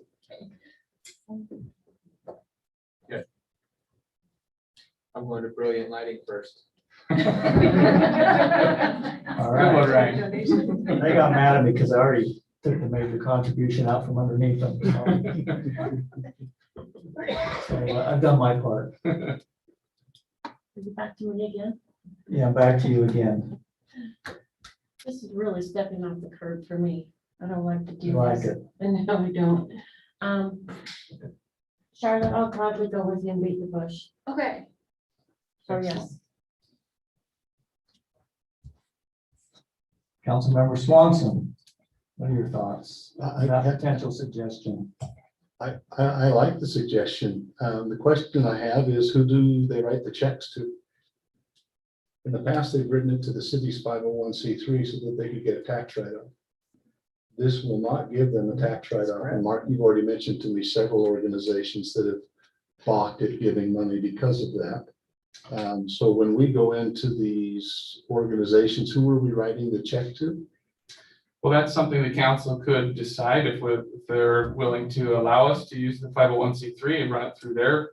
If we're adopted to be, working arm in arm with the city as a committee, that would be something that we could benefit our group. John, what are the legalities of that? So, if it, it would officially be city sponsored at that point.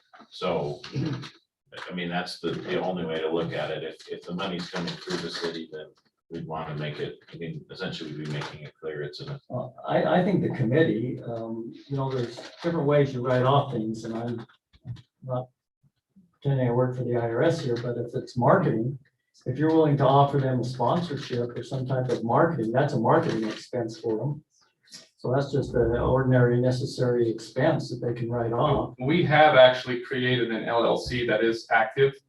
And we have a document that does offer that type of marketing for any contributions. They would have their name on, essentially at a minimum, on the back of the t-shirt. Yeah, they would have to write that off as a marketing expense, knowing they're getting some exposure for that. Sure. So it wouldn't be a contribution to council. And member we can run it sponsors. either way, whichever way we need to do. Sounds like you have an LLC set Yes. up. They could just write the check to the LLC and as a marketing expense. So I think that doesn't stop people if they want to participate. And I believe that there's many businesses in the community that would be supportive. But, that's their call. Other questions, Councilmember Swanson? No, that was the primary one, just to figure out for those that do want to contribute, being able to tell them where the money's, who to write the check to and where it's going. Have you put together a budget, Mark? Tentative, yeah, kind of a very broad budget, but yeah, I've got it on my phone here. I could send that over. That's what somebody in my family says, every budget is tentative. Yeah. So does that answer your question? I think I've heard support from Sorry, the it takes so council. much time on this. By the way. We'll send you a bill. It's no big deal. Is there any question on the support of the council for this event? Well, Question. according to the Are website, you still seeking money? well, I'm always seeking money. I've got 5 mouths to feed. No, I'm just teasing. So on the website, like I said, it needs to be clear if this is going to be supported by this council, whether financially or just, as a resolution, we need it to be cleared up on like the city's website and some things like that. I would be also very supportive. Anybody see any problems with that? I don't think we pass a I don't think you need to pass a resolution, but I think it's clear that the city is supportive of bringing the citizens together in a unified way. I don't think there's ever been resistance to that. I think many on this council have always supported the parade. That's one of the reasons we moved it, is because we thought we could social distance better even when the things were in line. So I don't think people object to that, but any concerns? Well, I think the only question is, are we labeling this as an officially city-sponsored event? Or is the city being supportive of a citizen-led event? My understanding is that it was being supportive of a citizen-led event. Like I say, I think there's a silver lining here in my mind. Because if I understand right, that's how Cherry Days got started. It was a community deal. I don't know how the city ended up taking it over, but I'm thinking we contract with these guys to provide all these resources for years to come. I just want to make sure that we're meeting Mark's expectations. So are you looking for, I mean, the conversation we had the other day, just support from the city was not what you were looking for. That No, some that of is your what I was potential donors wanted official city sanction was the word you used. Yeah, it was. That, Okay. so No, I- that, so that they, I mean, you mentioned a couple of large potential donors, that they were reluctant to donate unless the city officially sponsored this event. And so, No, that there was support, that people were on the same page, I guess is really kind of the sentiment that I. so the, I just want to make sure, on the webpage, if it says that this is a citizen, you know, the city's grateful for a citizen-led parade, That'd be great. is that sufficient to get what you need from those potential donors? That'd be We're helpful. supportive of them having the parade. Yeah, Right. I don't see a problem with that. I almost think it'd be a slap in the face to all the citizens who have worked so hard to put this together if the city yanked it out from underneath them, frankly. yeah. I think this is a community citizen-sponsored event that will get Mr. Miller's signature on, that will be for years to come. Because I think the community is kind of what makes things happen. And I think it'd be a big relief off of our Parks and Rec. You know, she'd love to have 70 or 80. Or at least this year. No, this is a one-year deal, Mark. That's where we negotiate on this thing. So Yeah, just to wrap this up, I think you've got the support of the council. We're going to try to help raise funds. We'll do all we can to minimize the expenses. Similar to what, you know, John did with the $2,300 savings there. I think those who've had experience in this can let you know how to save money. All I would ask is that we are respectful of, you know, their time. Because like I say, Tiffany's down to like 3 people. She got nobody to mow the parks. So your help is greatly appreciated, but if you just be respectful of that. Does that satisfy? if it'd be possible, if we could get, you know, as far as the website goes, just to get confusion out of the community. You could, I mean, if we could even get an advertisement on the website or something so that people can see this is happening. It's like Chalk It Up is not city sponsored, but was advertised on the website, things like that. So if it's possible to use a 501c3, that would be helpful. We don't have to file our own taxes, but I don't know legally or tax wise how that would work for you guys. If you've got an active LLC, you've got a tax return already due. Yeah, right. So I don't think that's gonna be. So anyway, we just want, you know, I think you got it. I think you got the support. if there's financial contributions that you guys want to raise individually, be happy to take that. If you, Well, I think it's important, you Yeah. know, just because of my finance background, you probably ought to have a budget. yeah, And it just reminded me, I did get a letter, a comment, I think maybe the council got this from one of the schools. I think it's important you make it very clear that you're not acting on behalf of the city. sure. This individual indicated they thought there was a little deception, that you were acting on behalf of the city. So I think I would just say, you know, we've got the city's support, but this is a separate, you know, committee that's organizing, putting this together, so. That'd be important. Yeah, Anything else? We can No. Help you with this evening? John's got something. Sorry. Now we'll go over to Attorney Matt. I'm gonna summarize where I think we're at, so that the council is going to look at raising funds to funnel to support the event, as well as promote, the staff with Katie and others will promote the event as it's happening. It's Cherry Days. We're all happy. It's happening. And then the only question there's a few things, but we're still at the 4 officers to help with the parade, but no other commitment for personnel that day. And then staff support leading up to the event, but the same thing, not the day up. I just want to make it clear because I don't want You Tiffany know, to be this is scrambling. my feeling, some staff want to help that day.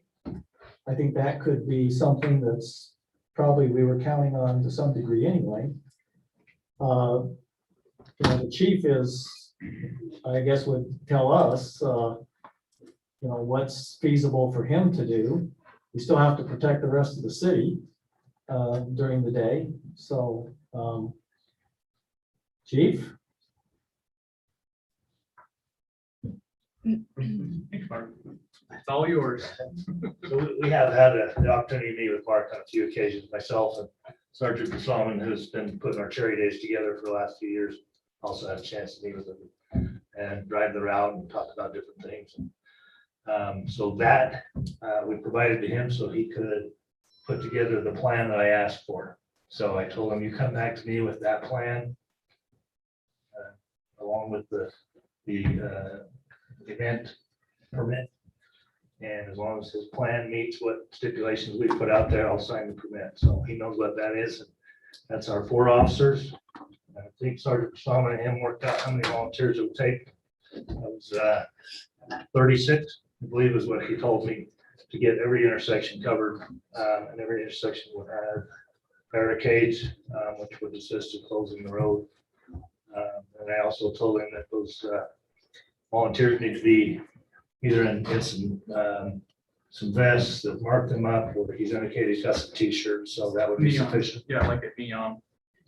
So, as far as coverage, we're gonna have our regular duty cars on that typically would be working on a Saturday. So they will be covering and handling calls just like any other Saturday. These other 4 officers are above and beyond that. And we actually had a chance to talk about it just before this meeting, and we feel the 4 would be sufficient to handle as long as we've got the volunteers that he's told us he's going to have. All right. Any other questions as far as?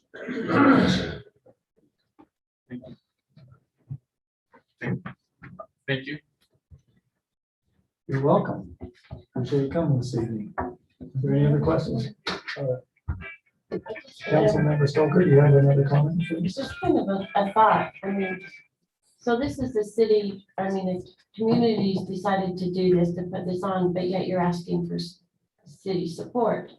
Yeah. So, okay, we say, yes, we'll support you, but then what happens down the road when another citizen says, okay, I want to have this party, or I want to do this, will you support me and raise money for my activity? I mean, we face this with Chalk It Up. Sure.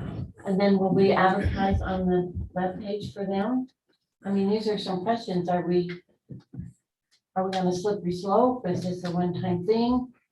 What happens next? Just my opinion, that could be, you've got a good point, Councilmember Stoker. But I think this is a unique situation. This is Cherry Days. It's gone on for 81 years.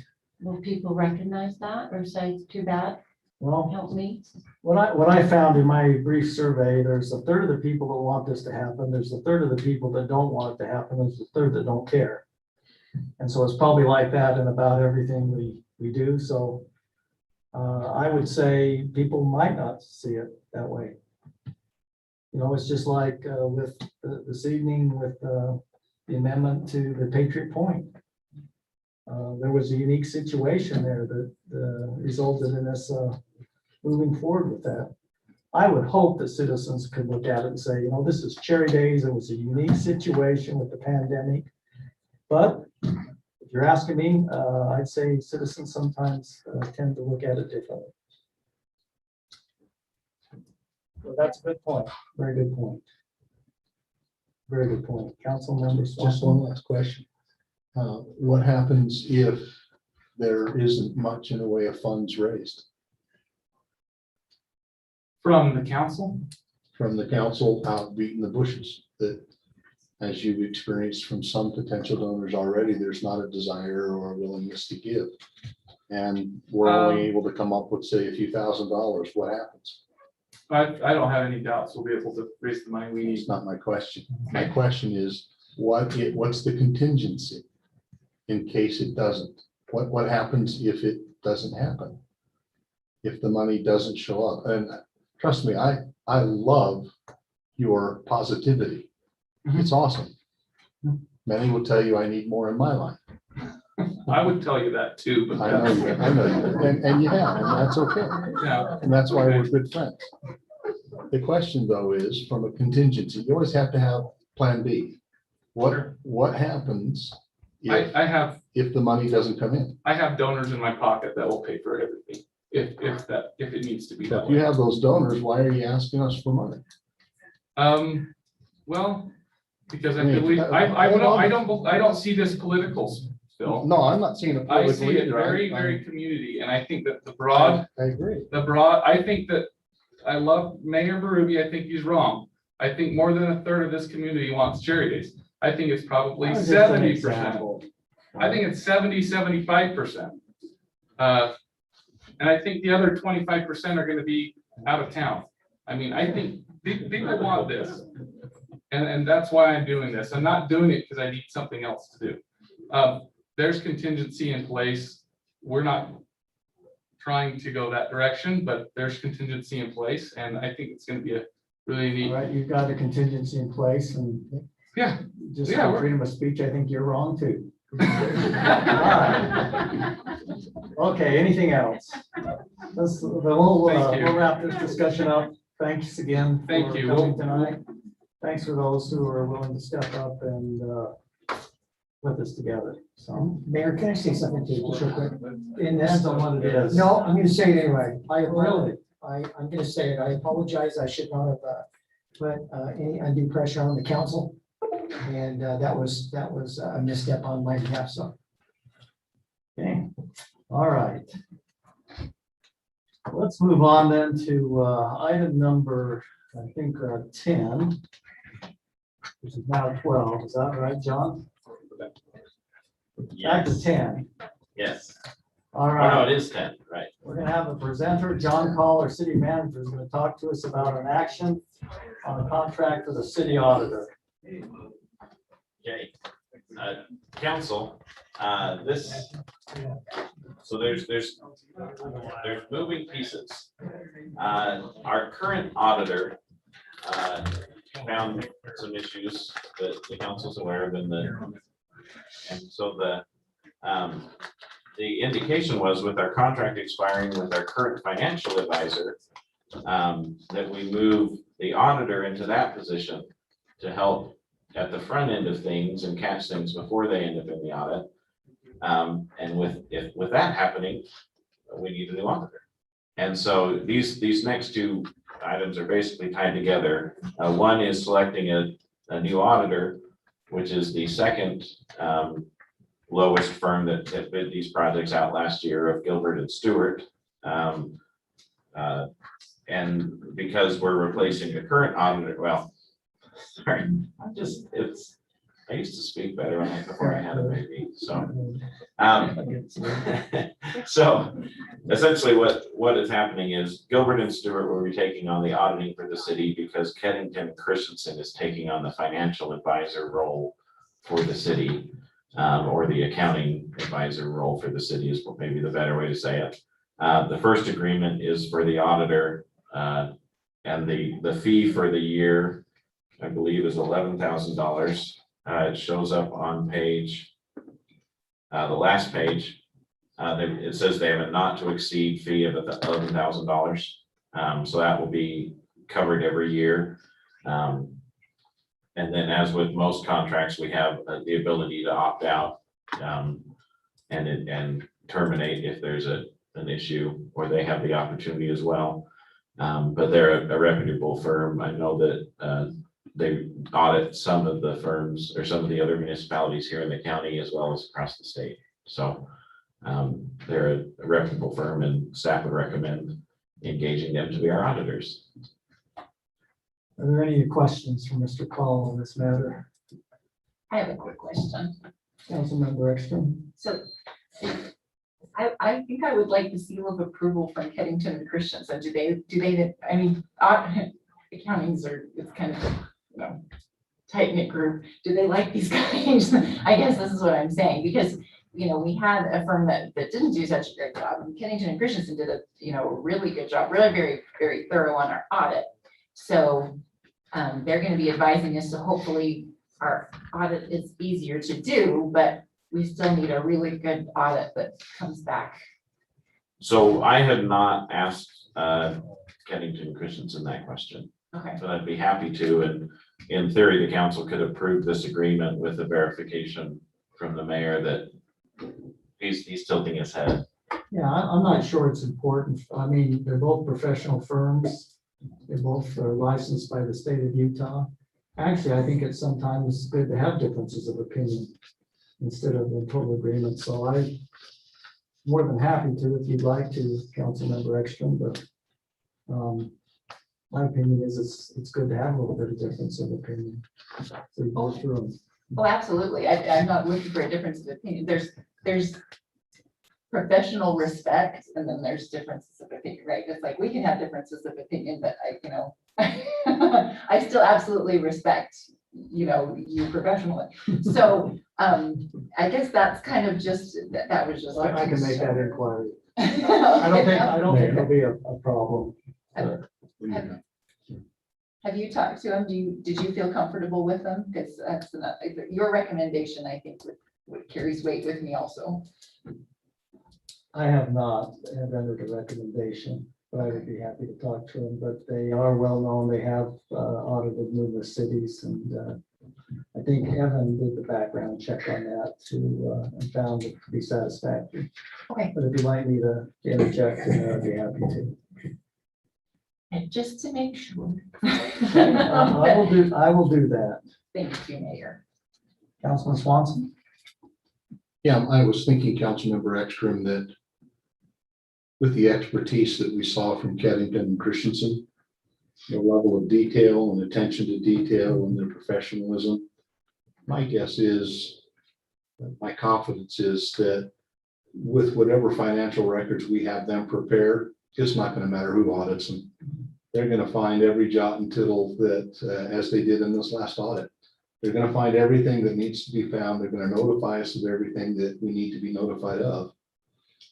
And I think just having them as our financial advisors will put us on a path to, it's not really going to matter who audits us. We're going to be squeaky clean, and that's what we're shooting for. That is a really good point. And we definitely want the errors to be caught on the one end before it gets to the other end. So, yeah. And I have interviewed Kennington Christensen Yes, they're very very good. thoroughly. So we're good there. Okay, all right. Okay, any other questions for Mr. Call?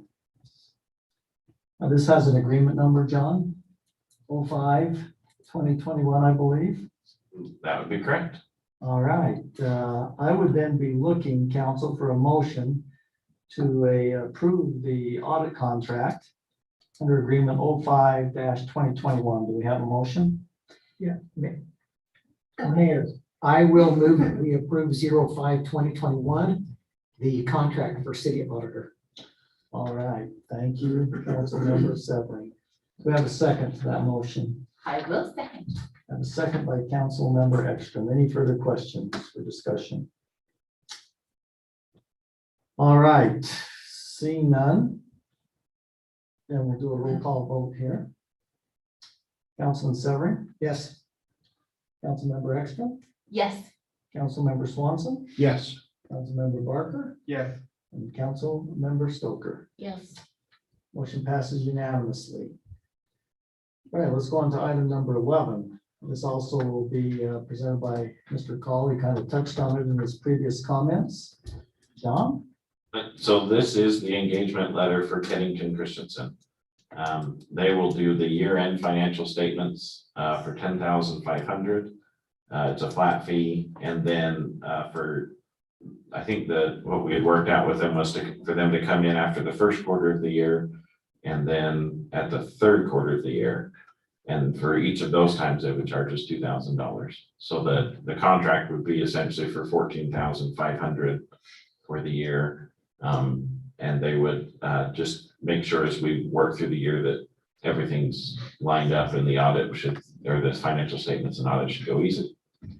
The rationale on that is they came in after quarter one, they could identify any things that need to be corrected. Coming in after quarter three, they could make sure it got corrected. And then they'll be here on Q4, so we'd only basically miss Q2. And so I think this would be adequate. But I'd appreciate Councilman Swanson's comments on this since his assignment is over finances. You have any comments? No, I've been very impressed by them as an organization and by their knowledge. I mean, it's 100 miles out of my league, out of my wheelhouse, is CPA and government accounting. Grateful for individuals like them and have great confidence after what they showed us this last year. Okay, thank you. Any questions for Mr. Call? If there are none, I'd be looking for a motion to approve agreement 05-2021. 06. Is it 06? Got my calculator. All right. Agreement 06-2021. Mayor, I move that we approve the 06-2021, the approval of the financial consulting contract with Kennington and Christensen. Can we have a motion? Do we have a second? Second. A second by Councilmember Stoker. Any further discussion? Also do a roll call vote on this. Councilmember Swanson, Yes. Councilmember Stoker, Yes. Councilmember Severing, Yes. Councilmember Ekstrom, Yes. Councilmember Barker. Yes. Motion passes unanimously. Move on now to item number 12. Councilmember Swanson and John Call, our city manager, will be leading this discussion regarding providing cell phones for council members. You want to lead off, John, or you want me to? I can. So we've looked at it. Dave found a few points today. If we go with a certain carrier, the cost could actually be quite reduced. I think $30 a month roughly includes unlimited talks to message and phones. It's obviously a more local plan. It's not, not super expanded, but the idea behind it is we are getting more and more grammar requests. It would allow the council, if they would like, to keep all their city business on a device and all their personal business on another device. It's not that there's an issue with the council's personal business being shared because of a grammar request, because it's always protected. It's just the hurdles to go over to get access to that information. And so the question with the council, and I think it'd just be something for you to discuss, and we don't need an answer tonight, obviously, but would the council be interested in exploring that? That's one of the reasons you have a city email, because all of your city business goes through that email, and it's very easy to grab the information.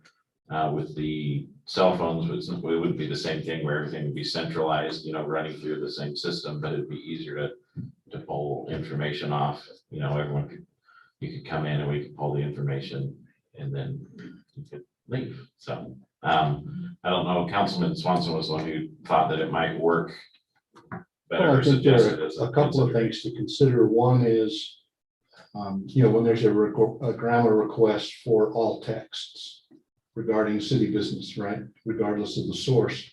I don't know about you guys, but I get a lot of texts from a lot of people, work-related, city-related, personal. The issue isn't, it's been going back through and trying to remember what text thread actually has city business on it. And it's been quite laborious to go through, at least for me, to go through and literally look at every text thread that's on my phone from, ages, well, through the most recent period of time. But, there's a lot of texts that I have in that period of time. The other issue that I thought about is that from a legal standpoint, in a grammar request like that, they can't have access to our device because the city doesn't own the device, right? We have to turn over the information that's on it. If it were a city-owned device, my understanding is that it would lead us, John, if I'm getting off here, but the city would be able to say, bring your phone in, we're going to download your text because it's on a city device. It's more nuanced than that, but yeah, it's Of course, That's that's why I'm the- not an attorney. It's the attorney answer. But no, you're right, that grandma law says what the city controls and maintain, like receives, controls and maintains. And not that the city's taking the stance, we feel like city business is city business, whether, no matter where, if it's on a personal device or not, and that's why we appreciate the way the council's responded to these requests, but there are individuals in the state who say, if it goes to a personal device, it's never city business. And because of the way the grammar rules are written. So this would help clarify and make it clear it's going to a city device with a city-owned phone number. So it's easy for the city to claim control of it. Like I said, none of the council has pushed back against any of this. It's just we'd make it a little easier. Katie, as she's tracking down grammar requests. The other thought that I had, and this is pretty innocuous in the grand scheme of things, but I was thinking, when my time on the council was up, it'd be pretty easy for me to hand the phone to whoever's elected and fills my spot. And they've got all the text messages that had anything to do with city business that I sent out, that I received. It's all still right there for access for whatever reason. And anyway, like I said, that's pretty innocuous, but just, I think a little bit something to think about. Any comments from council? Yeah, I'm just curious, John. So to me, I've been on the council now for 4 years. We haven't had that many issues. So there's a part of me that says I can see why it would be consolidated and easy to do if we each had a phone, but is it really necessity? Is this a direction you want to go, that you want us to go? I don't think it's necessary, but I think that it would be helpful in moving forward. We're going to plan on bringing back our retention schedule.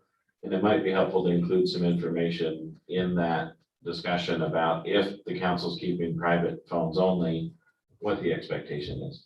And again, it's not because we've had an issue, but just to clarify so everybody knows. And when I worked in Atlanta, I was an intern there, but I had a city attorney that I was working with who would get very, very upset at council members who were sending angry text messages instead of just calling people on the phone.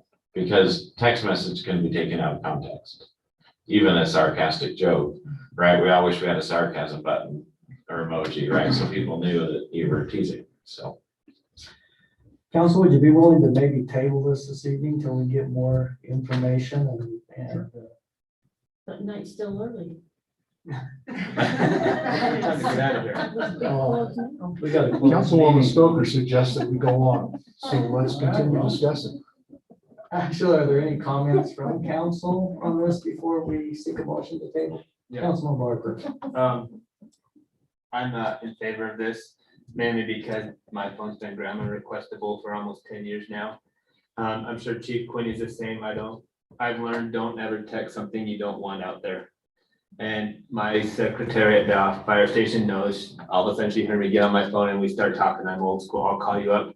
You can't grammar request what a phone conversation is. I've got nothing. I just don't, I think it's a waste of money. We just told the citizens we couldn't give them money for a parade and yet we want to give us a cell phone. I think it's a waste. I think we should be looking. My personal opinion, don't text something you don't want out there. That's the easy way out. And I second that. You just second, Councilman, second. I don't think it's a necessary expense. I know. Okay, it's on the agenda, so we can have a motion. Or we can table. What's your liking? I mentioned one more thing. Just real No. quick. Let me check with Councilmember Stoker as well. Yes, go ahead. I've also, and I've told, almost everyone knows, I've been talking with John and Dave. We are looking at pulling cell phones away from department staff or from our city staff to save money. And it seems like if now we're gonna save money by taking phones away from staff and giving them a stipend, but now we're gonna give the council a cell phone. That just does not seem right to me. Okay, thank you, Councilman Barker. Mayor, I'll make a motion based Okay. on what I've heard. All right, Councilmember Swanson. I'll make a motion that we not provide cell phones to city council members. I'll second. None of us have anything to hide, but Okay. It's always good to have the discussion. We have a motion to deny and a second. Any further discussion? All those in favor of denying the motion for cell phones, say aye. Aye. Any opposed? All right. We'll move on now to item number 13, which will also be led by John Collar, City Manager and Attorney. And this is to approve the local transportation funding agreement that will provide the city with adequate funds to complete the project, I believe, pretty close up to 3,100, John. Correct, Mayor. All right. Go ahead. So Cliff Note version, as discussed, this is an amendment to a previous agreement where the city received $2.8 million. So 2,850 or 2,850,000 roughly. This adds an additional $902,000 to the money that we can request reimbursement from without increasing the obligation for the city to put more money in. So we need this approved by the council so that the county officials can approve it. It's the transportation committees approved it, Waycox approved it, just need the county commission to sign on the dotted line. Which I believe should not be a problem, as it was recommended by the Transportation Committee of Waycock and Waycock. So this, I think, is a great thing for the city. So does anybody have any questions or objections to getting more money to complete the project? And council, I think this agreement wasn't included in the packet, the link got mixed up, but just the synopsis is it's more money, no additional out of pocket from the city. So we hope that it's. Well, they gave us additional money for the right of way, which was more expensive, about 900,000. They clarified our use of the 625,000 that was tied into the other agreements. And they're letting us retain the rentals and the sale of that property to help complete the project. So Yeah, correct. we believe this will get us pretty close up to 3,100, I think, Yeah. depending on what we know today. Do we have a motion to accept this recommendation? Mayor? Is there agreement on this one? This Well, one, I had it whispered into my ears, Oh, okay. A03-2021, Okay. Oh, what is it? A03. So this was the first agreement 2021. that was added to the agenda, so we gave it the 83 number. I know, it's confusing, but it makes No. sense in our filing system. somebody can find it. I was just hoping to be on my paper. All right, we're looking for a motion to approve agreement 03-2021. We have a motion. That was A3. A03. Yeah, Everything agreement, technical? 03, yes. I want- Apparently, that's what I was told. That's what I was told. Just All passed right. it on. So do we have a motion for that? So moved. Have a motion by Councilmember Stoker. Do we have a second? I second that. And a motion is second. Any further discussion? We'll call vote then. Let's start with Councilmember Swanson, Yes. Councilmember Severing, Yes. Councilmember Stoker, Yes. Councilmember Ekstrom, Yes. and Councilmember Barker. Yes. Motion passes unanimously. Now enter into item number 14. We'll have brief reports from our council members on their assignments. We'll start with Councilmember Severing, and if you could help us understand with the public what's going on in Public Works. I would be happy to do that, and I will be brief. The awesome Dave Espinoza followed up today with me, and he texted this. Things are going great in Public Works. On the 400 East project, they're running the storm drain down the hill. Pineview and gas companies are finishing their work on 400 East. Next thing they will start is the retaining walls and sidewalk. On the UDOT project, they are getting ready to install the curb and gutter on the east and west lakes. The water line project in Coldwater continues and is going good. Only the main line is currently installed and only small services are left. Last, we've not forgotten about the striping on 2600 North. We have secured a contractor and are waiting to stripe in conjunction with the UDOT project this summer. He concludes by offering to take the council and the mayor to a steak dinner on he and his wife's there. Thank you. Okay, so I threw that part in. All right, hey, Dave, I just have a couple of questions. We able, I know we're not responsible, any progress on getting the Pine View water on? Where it was shut off because of the supposed gas lines?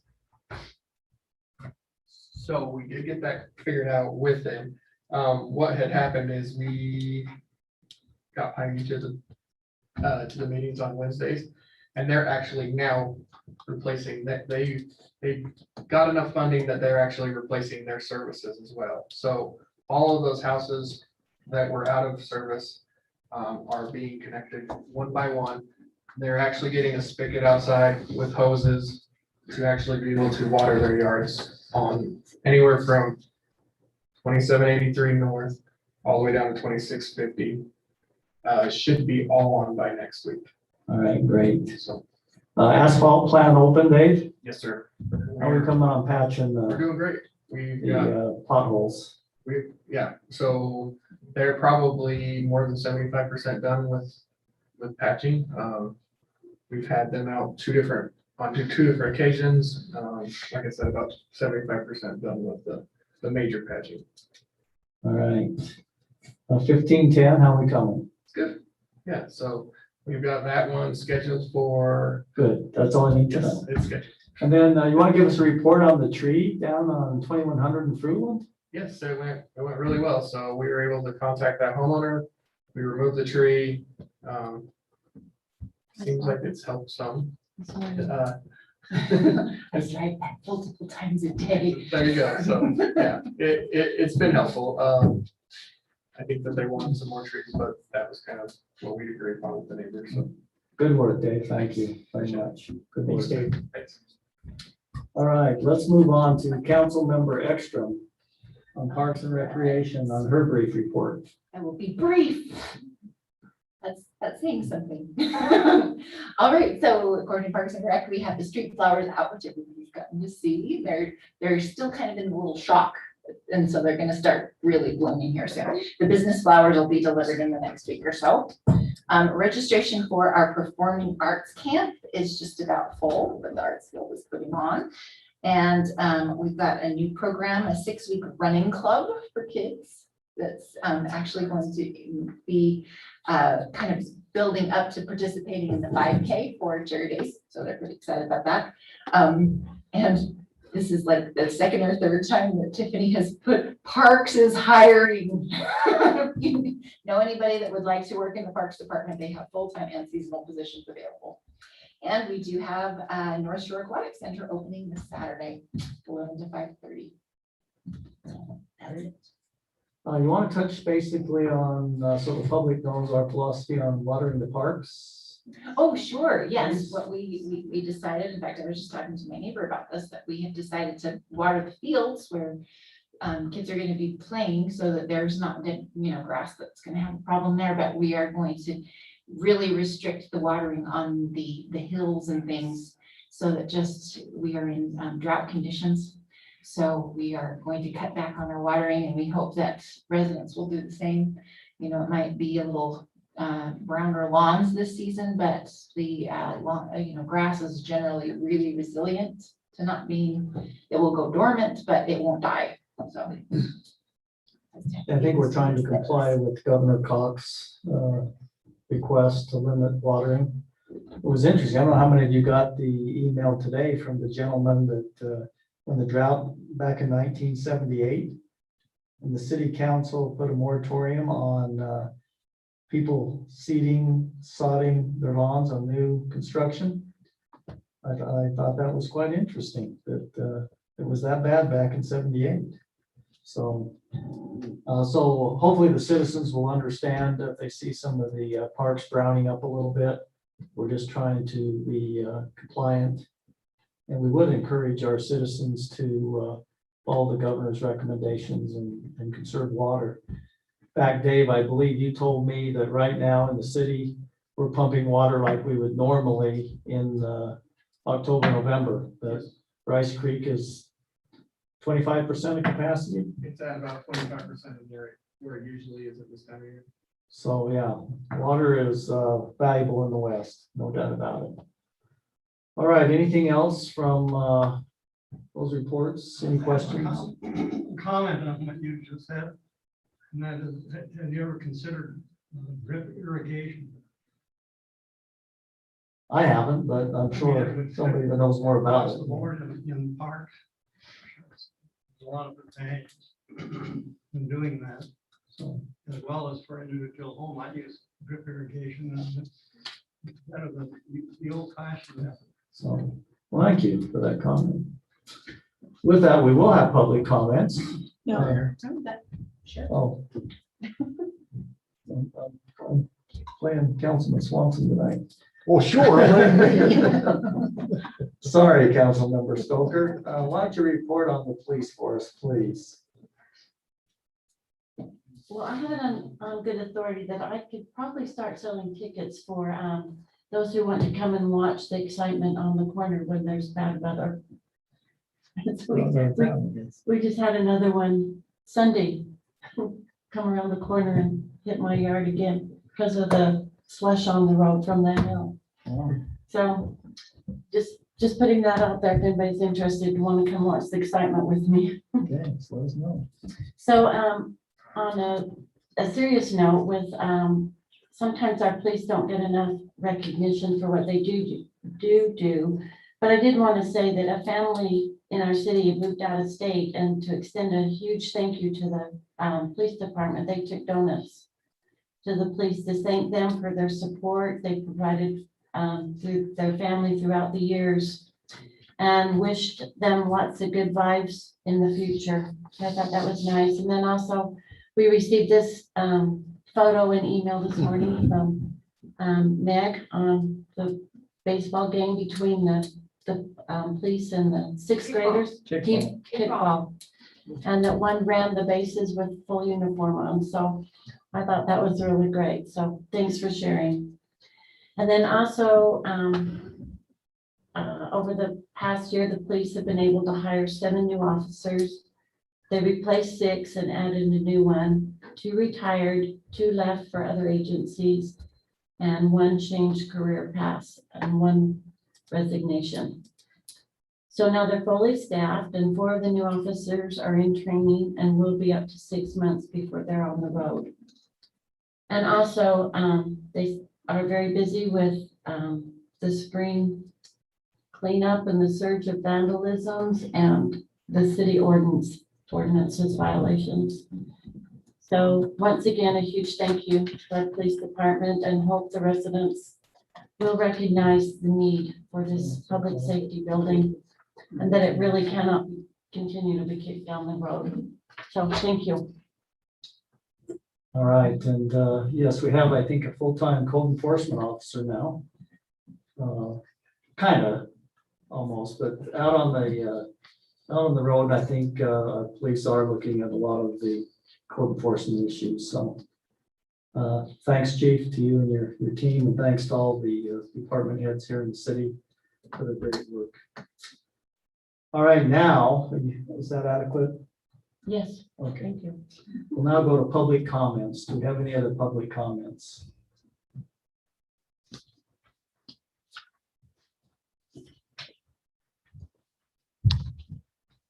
Mayor and council, I'm also on Kiwanis Club.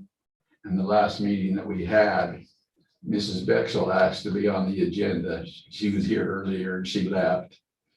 She said that they have 80 volunteers already to help out with charity days.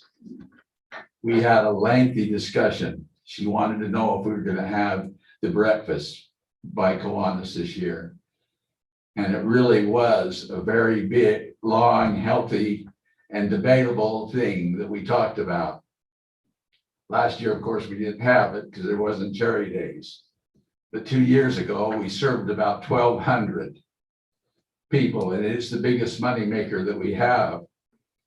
And it took quite a while, but we finally came unanimously to decide that we would support the charity days. The problem is we've got to make sure that we make money.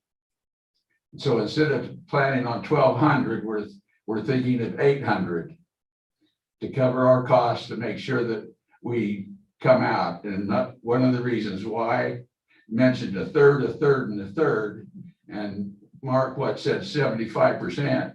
We don't know what it is. So we're gonna cut down and we're gonna do social distancing. Weaver County, Weaver Morgan Health Department, we got a permit, Phil, for that already. And we're gonna have containers, styrofoam, is that what they are? Yeah, styrofoam containers, and we'll put the pancakes, the ham and the scrambled eggs in the container so that they can go eat in their car, or they can have, there'll be tables, and it'll be suggested that they sit apart from each other. And I think it'll work. So this is just by way of information that we will have the breakfast for Cherry Days. Thank you. Thanks, Bob.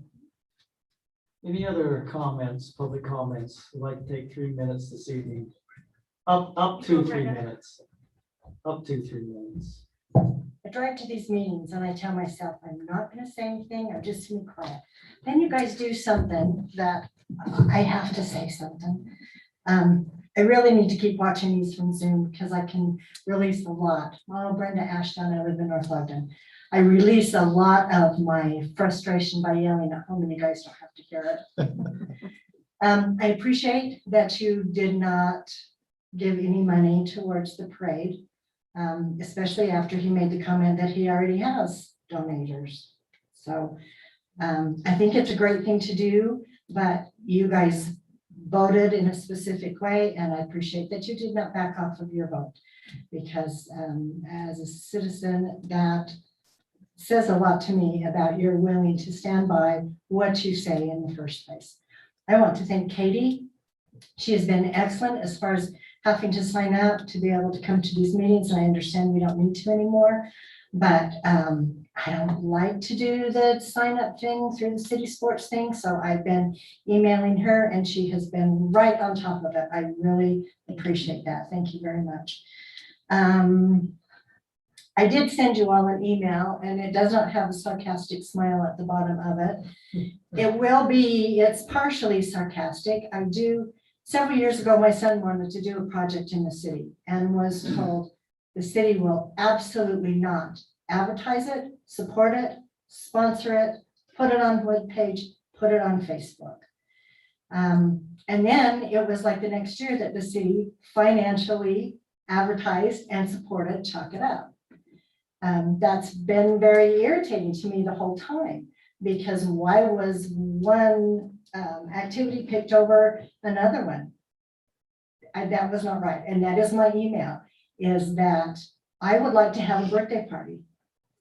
And I would like for you guys to go out and collect money for my birthday party.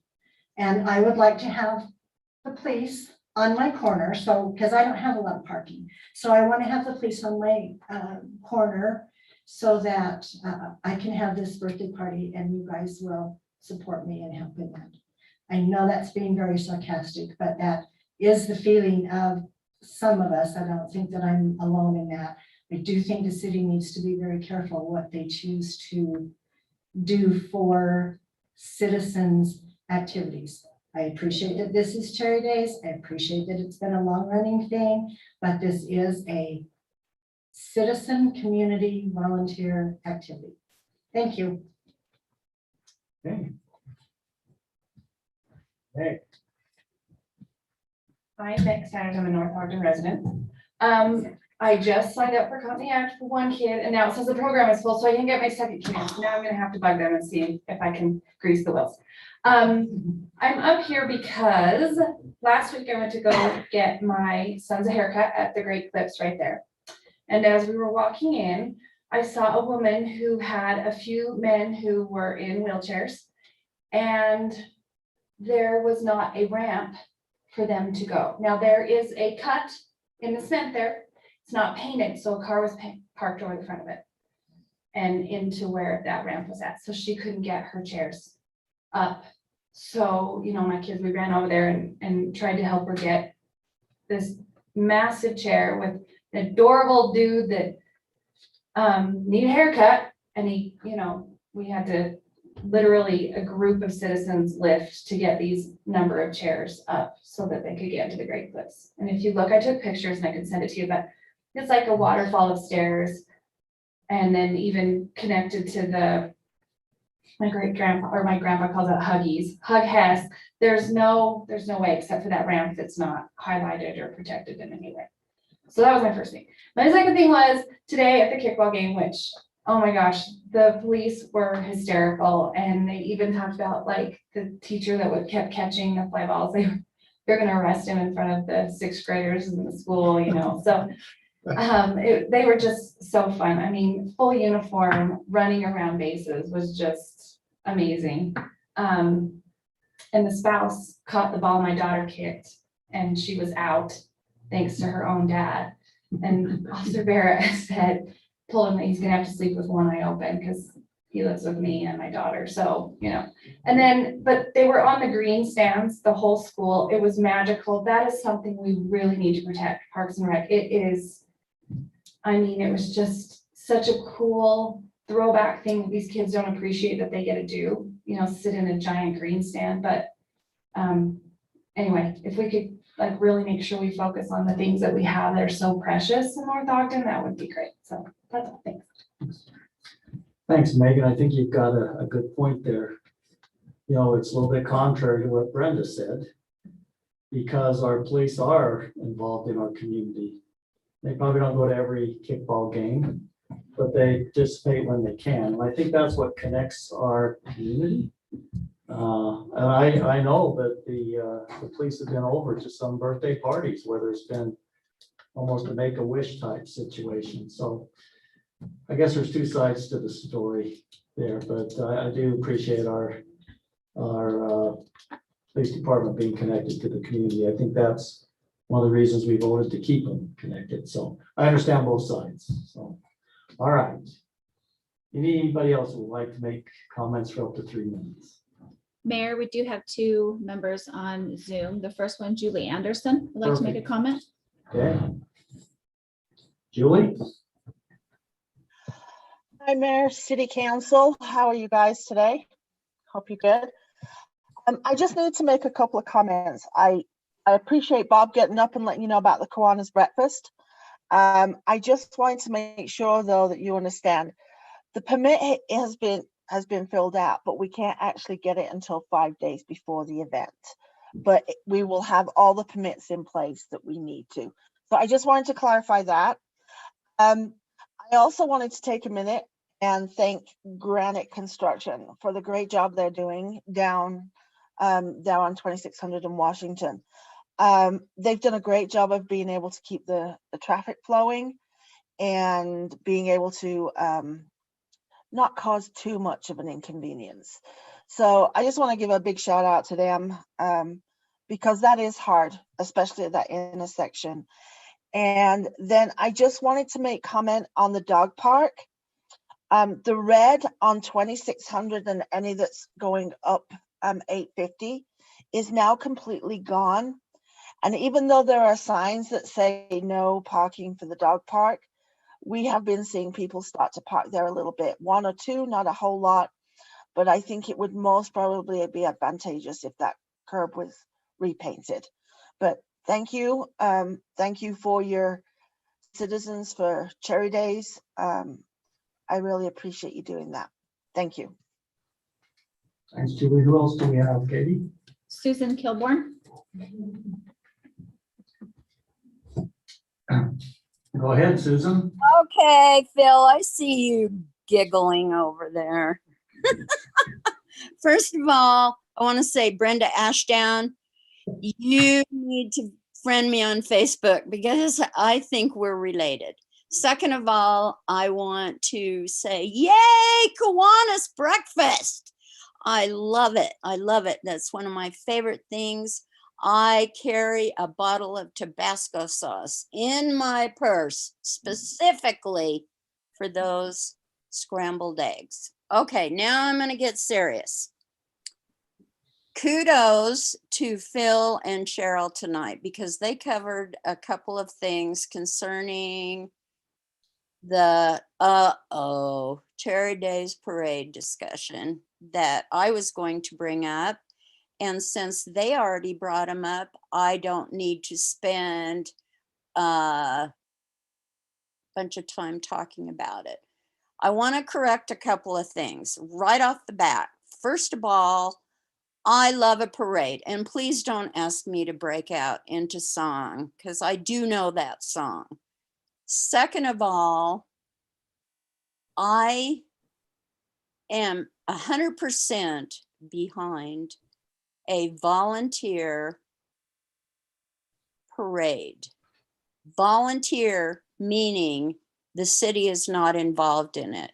I cannot think with a different brain other than one that's wired to think legally and financially about if the city sticks their toe too far into this, which I'm kind of concerned about some of the things I heard tonight about pushing, city council pushing for donations for it. I would ask John, legal to legal, that he looks into whether that it can be construed as city sponsored. So I want to bring that up. Second of all, I tried to, there's a Facebook page that discusses conversations about the parade. I attempted to go on, I requested to go on to that page because I wanted to find out what exactly I could do as a citizen of North Ogden to help sponsor this. Not time-wise, but I'm willing to make a commitment financially to the volunteer group, which is the way I think we need to go. And I have been denied access, and I think unfairly, people are making the determination on my behalf that I am not behind it at all. And I want to clarify that as that is not the truth.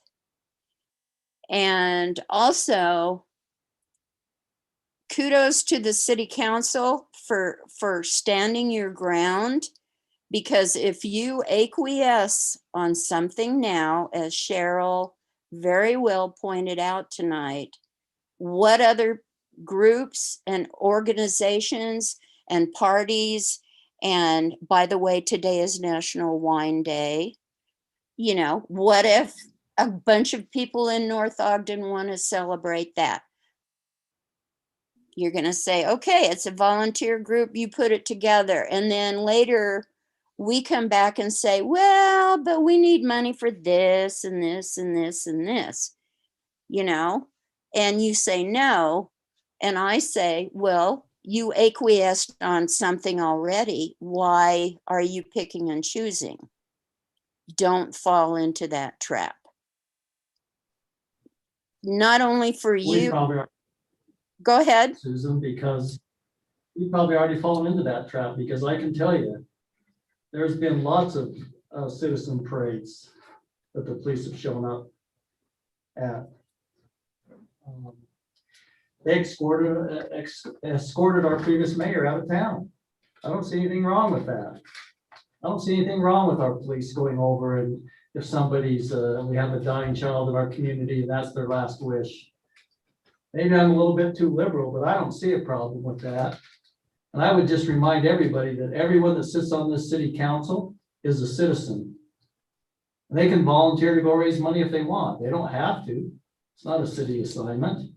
They were asked if they'd like to do it, So I'm a little bit, I guess, perturbed at the fact that we're getting down to this itty bitty thing that we can't be a community and help each other out. And Mr. Mayor, you interrupted me. So I'm going to interrupt you and tell you that you didn't let me finish what I was saying. That's not what I'm saying.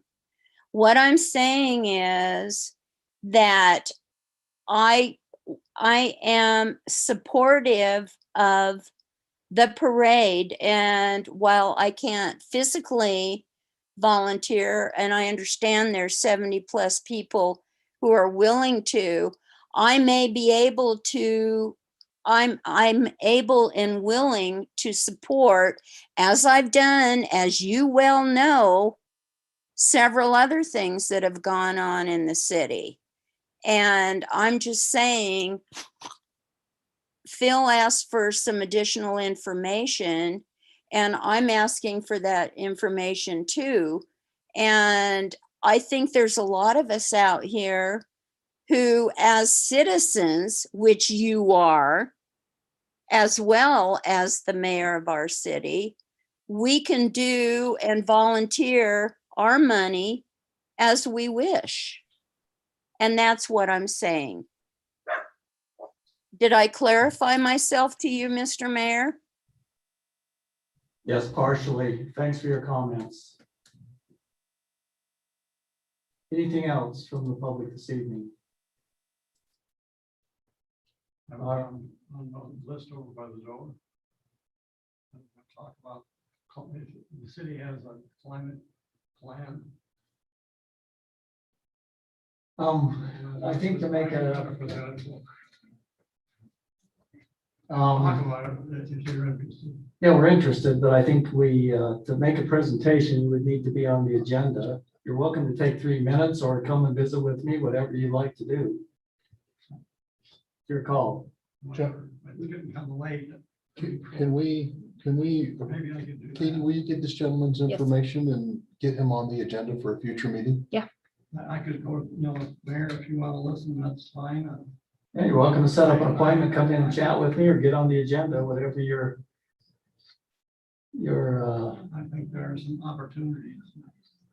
okay, well, There is. yeah, why don't you set up an appointment with me or call Katie and let's get you on the agenda.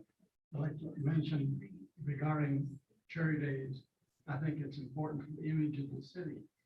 And I have volunteered for quite a few years to help put the breakfast on from Kiwanis Club. And all of the proceeds for that aren't going for fun or games. It's supposed to help the local school system and other Okay, thank you very much.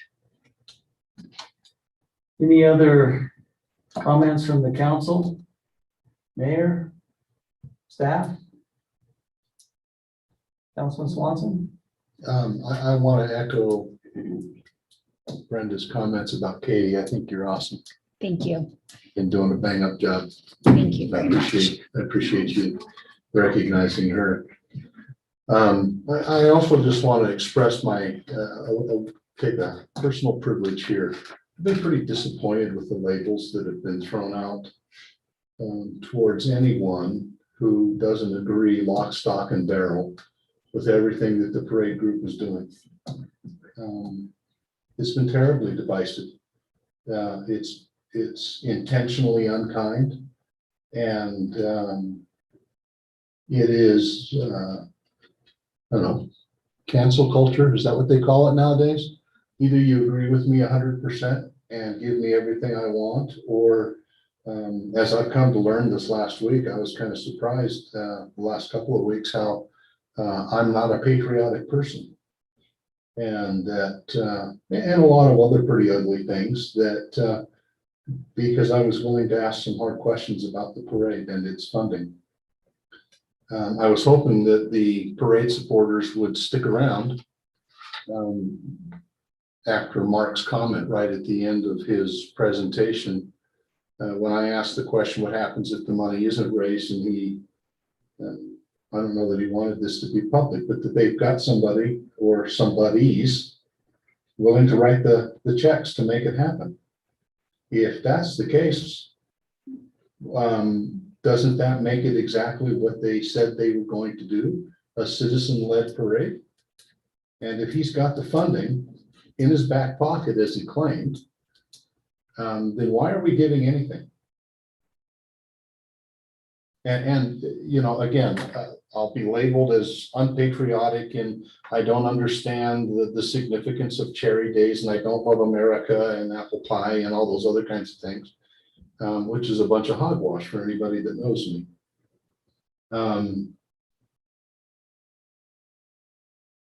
I just don't understand. If he's got that money in his back pocket, ready to write the check, then why aren't they writing the check? And if I'm happy to go bang on doors and talk to contacts that I have here in the community to see if they want to donate. If they want to donate, I'll be happy to expedite and make that happen. But if they've got the money to put this thing on, then why aren't they getting the money to put it on? And we'll just supplement. Yeah, I think that's a good question, and maybe that is the backup plan. If they can't raise money, they have it.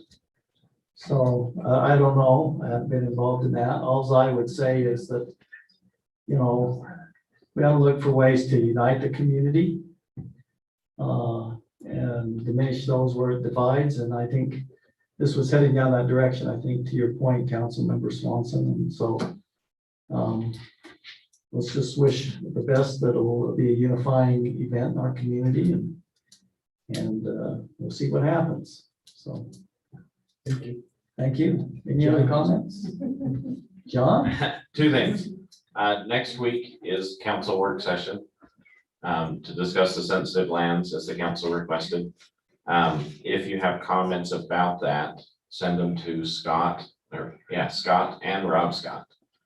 So it's Scott Hess, which is S Hess, that's 2 S's, in Ogden, and then Rob Scott, our Scott. But there will also be our open meetings training will occur. And so we appreciate everyone being there so that you can receive that training that you need annually. And we can tick that box for this year. So, and the planning commission will be participating as well in the training, sensitive land discussion, and I think we're been talking about doing a presentation on moderate income housing or housing types as well, just to, again, get us back in that mindset. But we promise it won't go long. Meeting, it won't be 3 hours. So, You feel those daggers. Councilmember Swanson, have you had a chance to get your questions answered? You had quite a few, I think, on the sensitive lands issue. You had a chance to meet with them? No, but I will have them in by Thursday. Okay, great. Any other comments from council, staff? Thanks, Katie. Thanks, John, for all you guys do.